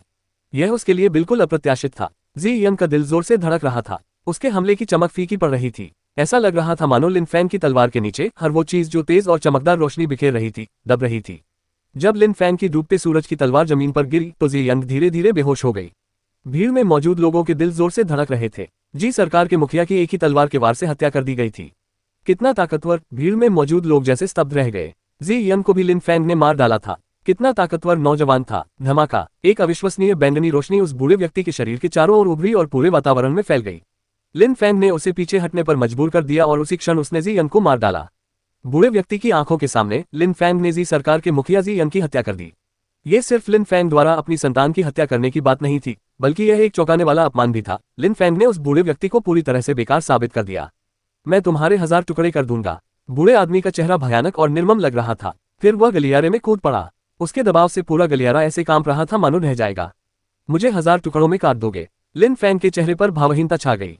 फिर उसने आगे कहा, जब तुम आए थे तुमने कहा था कि मेरी बारी कभी नहीं आएगी। मैं उसे मार नहीं सका क्योंकि मैं पहले से ही मरा हुआ था। तुम्हें भी यहीं उसके साथ दफनाया जाएगा। बूढ़े ने एक और कदम बढ़ाते हुए कहा। जमीन हिल उठी, जिससे लिन फैंग का दिल भी कांप उठा। बूढ़ा गुस्से से आग बबूला था। जुबान क्यों इस तरह का बूढ़ा क्रोधित था। खैर, एक बार फिर हमें देखना होगा कि अंतिम परिणाम क्या होगा।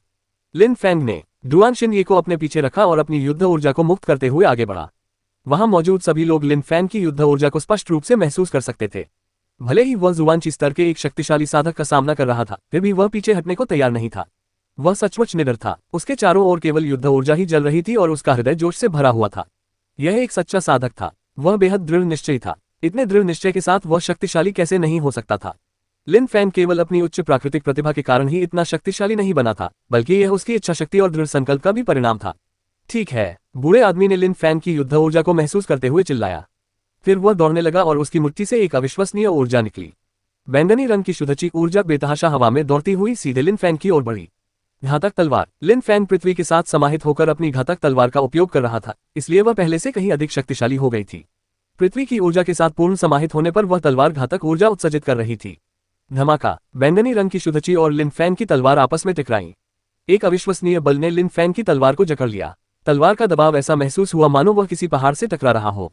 यह बहुत भारी था। जुबान क्यू स्तर के साधक शुद्ध क्यूई का उपयोग करते थे, जिसे संगठित करके सीधे अपने हमलों में इस्तेमाल किया जाता था। यह साधना के निचले स्तरों द्वारा उपयोग की जाने वाली शुद्ध क्यूई की तुलना में असीम रूप से अधिक शक्तिशाली थी। बूढ़े व्यक्ति ने गुस्से से चिल्लाते हुए अपनी पूरी शक्ति का इस्तेमाल हमले में किया था। हालांकि यह सिर्फ एक ही हमला था, लिन फैंग इसका सामना नहीं कर पाया। हमले के दबाव से उसकी बांह बुरी तरह घायल हो गई और उसका शरीर पीछे की ओर गिर पड़ा। तुम अपनी क्षमताओं को जरूरत से ज्यादा आंकते हो, बूढ़े ने ठंडे स्वर में कहा। तुरंत बाद वह दौड़ने लगा और उसके पैरों तले जमीन कांप उठी। बूढ़े व्यक्ति के शरीर के चारों ओर फैली बैंगनी शुद्ध ऊर्जा सर्पिलाकार रूप में परिवर्तित हो गई और उसकी मुट्ठी से निकली। उसने लिन फैंग की ओर एक और अत्यंत शक्तिशाली मुक्के का हमला किया। धमाका। एक और जोरदार टक्कर हुई। लिन फैंग दर्द से कराह उठा। उसने दुआन शिनये का हाथ पकड़ा और पीछे हट गया। बूढ़ा आदमी किसी भयानक बैंगनी राक्षस जैसा लग रहा था। यही जुआनची स्तर और लिंगची स्तर के बीच का अंतर है। वे आपस में लड़ नहीं सकते। लिंगची स्तर और जुआनची स्तर के बीच शरीर में बहुत सारे परिवर्तन होते हैं। लिन फैंग ने सोचा, अनुभव प्राप्त करने के लिए युद्ध महत्वपूर्ण थे और जुआनची स्तर के साधक से लड़ना भी खुद को चुनौती देने और अनुभव प्राप्त करने का एक तरीका था। वह देर सवेर जुआनची स्तर तक पहुंचने का प्रयास करेगा। जुआनची स्तर तक पहुंचने के बाद वहां के प्रतिद्वंद्वी के लड़ने के तरीके का अनुभव उसके लिए उपयोगी साबित होगा। खैर, अगर हम इसे यहीं खत्म होने दें तो ये बुरा होगा। लिन फैंग के शरीर के चारों ओर अत्यधिक मात्रा में युद्ध ऊर्जा का संचार होने लगा। वह बूढ़े व्यक्ति को टकटकी लगाकर देख रहा था। मुझे उस नजर से देखने की जरूरत नहीं है। मैं जुआनची स्तर पर हूं, तुम्हारे पास कोई मौका नहीं है। तुम मुझे छू भी नहीं पाओगे, तुम्हें बस मरने का इंतजार करना होगा। बूढ़े व्यक्ति की आवाज ठंडी और उदासीन थी। उसके शरीर के चारों ओर फैली बैंगनी शुद्ध ऊर्जा सघन होती जा रही थी। ओह, ऐसा है, लिन फैंग ने धीमी आवाज में जवाब दिया और फिर अचानक गायब हो गया। Dark shadow. वह एक परछाई में बदल गया। क्या तुम्हें लगता है कि इससे तुम्हें मदद मिलेगी? बूढ़े व्यक्ति ने ठंडी मुस्कान के साथ कहा। जुआनची स्तर के साधक की इंद्रियां अत्यंत विकसित थीं। यद्यपि लिन फैंग का कौशल अत्यंत शक्तिशाली था, अंततः वह केवल लिंगची स्तर की शक्ति से ही संचालित था। उसने अभी तक अपनी अधिकतम क्षमता प्राप्त नहीं की थी। बैंगनी ऊर्जा से जगमगाते वातावरण में एक गड़गड़ाहट की आवाज फैल गई। हालांकि उसी क्षण एक तलवार ने उस बैंगनी ऊर्जा को भेद दिया। एक काली परछाई उस तलवार को पकड़े हुए थी। मुझे अपनी तलवार दो। बूढ़ा आदमी ठंडी मुस्कान लिए खड़ा था। फिर उसने अपना हाथ हिलाया और पलक झपकते ही बैंगनी ऊर्जा लिन फैंग की तलवार के चारों ओर लिपट गई और उसे लिन फैंग के गले पर दबा दिया। अब उसके पास बचने का कोई रास्ता नहीं बचा था। हालांकि लिन फैंग अचानक उस बूढ़े व्यक्ति के सामने प्रकट हुआ और उसने ठंडे स्वर में कहा, किसने कहा कि लिंगची स्तर का साधक जुआनची स्तर के साधक को नुकसान नहीं पहुंचा सकता? घातक क्रॉस छाया। जब लिन फैंग ने इस कौशल का उपयोग किया तो उसने अपने शरीर को एक तलवार में बदल दिया जो आकाश और पृथ्वी को भेद सकती थी। उसने अपने दोनों हाथ हवा में उठाए और एक बेहद चमकदार क्रॉस प्रकट हुआ। यह इतनी तेजी से हुआ कि विश्वास करना असंभव था। भीड़ के ऊपर हवा में एक क्रॉस चल रहा था। ऐसा लग रहा था जैसे वह कोई प्राचीन वस्तु हो, लेकिन क्रॉस अभी अभी प्रकट हुआ था। जब लिन फैंग ने अपनी बात पूरी की तो बूढ़े व्यक्ति को समझ आ गया कि स्थिति बेहद खतरनाक हो गई है। पलक झपकते ही उसने अपनी बैंगनी शुद्ध ऊर्जा छोड़ी और पीछे हटने लगा, लेकिन बहुत देर हो चुकी थी। उसके सामने की बैंगनी शुद्ध ऊर्जा लिन फैंग की घातक क्रॉस छाया के नीचे बुझ गई। क्रॉस बूढ़े व्यक्ति से टकराया और उसके कपड़े फट गए, उसका मांस छिद गया और उसके धड़ पर एक बड़ा क्रॉस के आकार का निशान बन गया। उसकी चमक हवा में दौड़ते हुए क्रॉस जैसी ही थी। हालांकि ये दृश्य भयानक था, उसका मांस और हड्डियां दिखाई दे रही थी, घाव भयावह था। अगर वह जरा सा भी कमजोर होता या थोड़ी देर से प्रतिक्रिया करता तो बूढ़ा आदमी मर जाता। उस क्रॉस शैडो ने लगभग उसकी छाती को भेद कर उसे मार ही डाला था।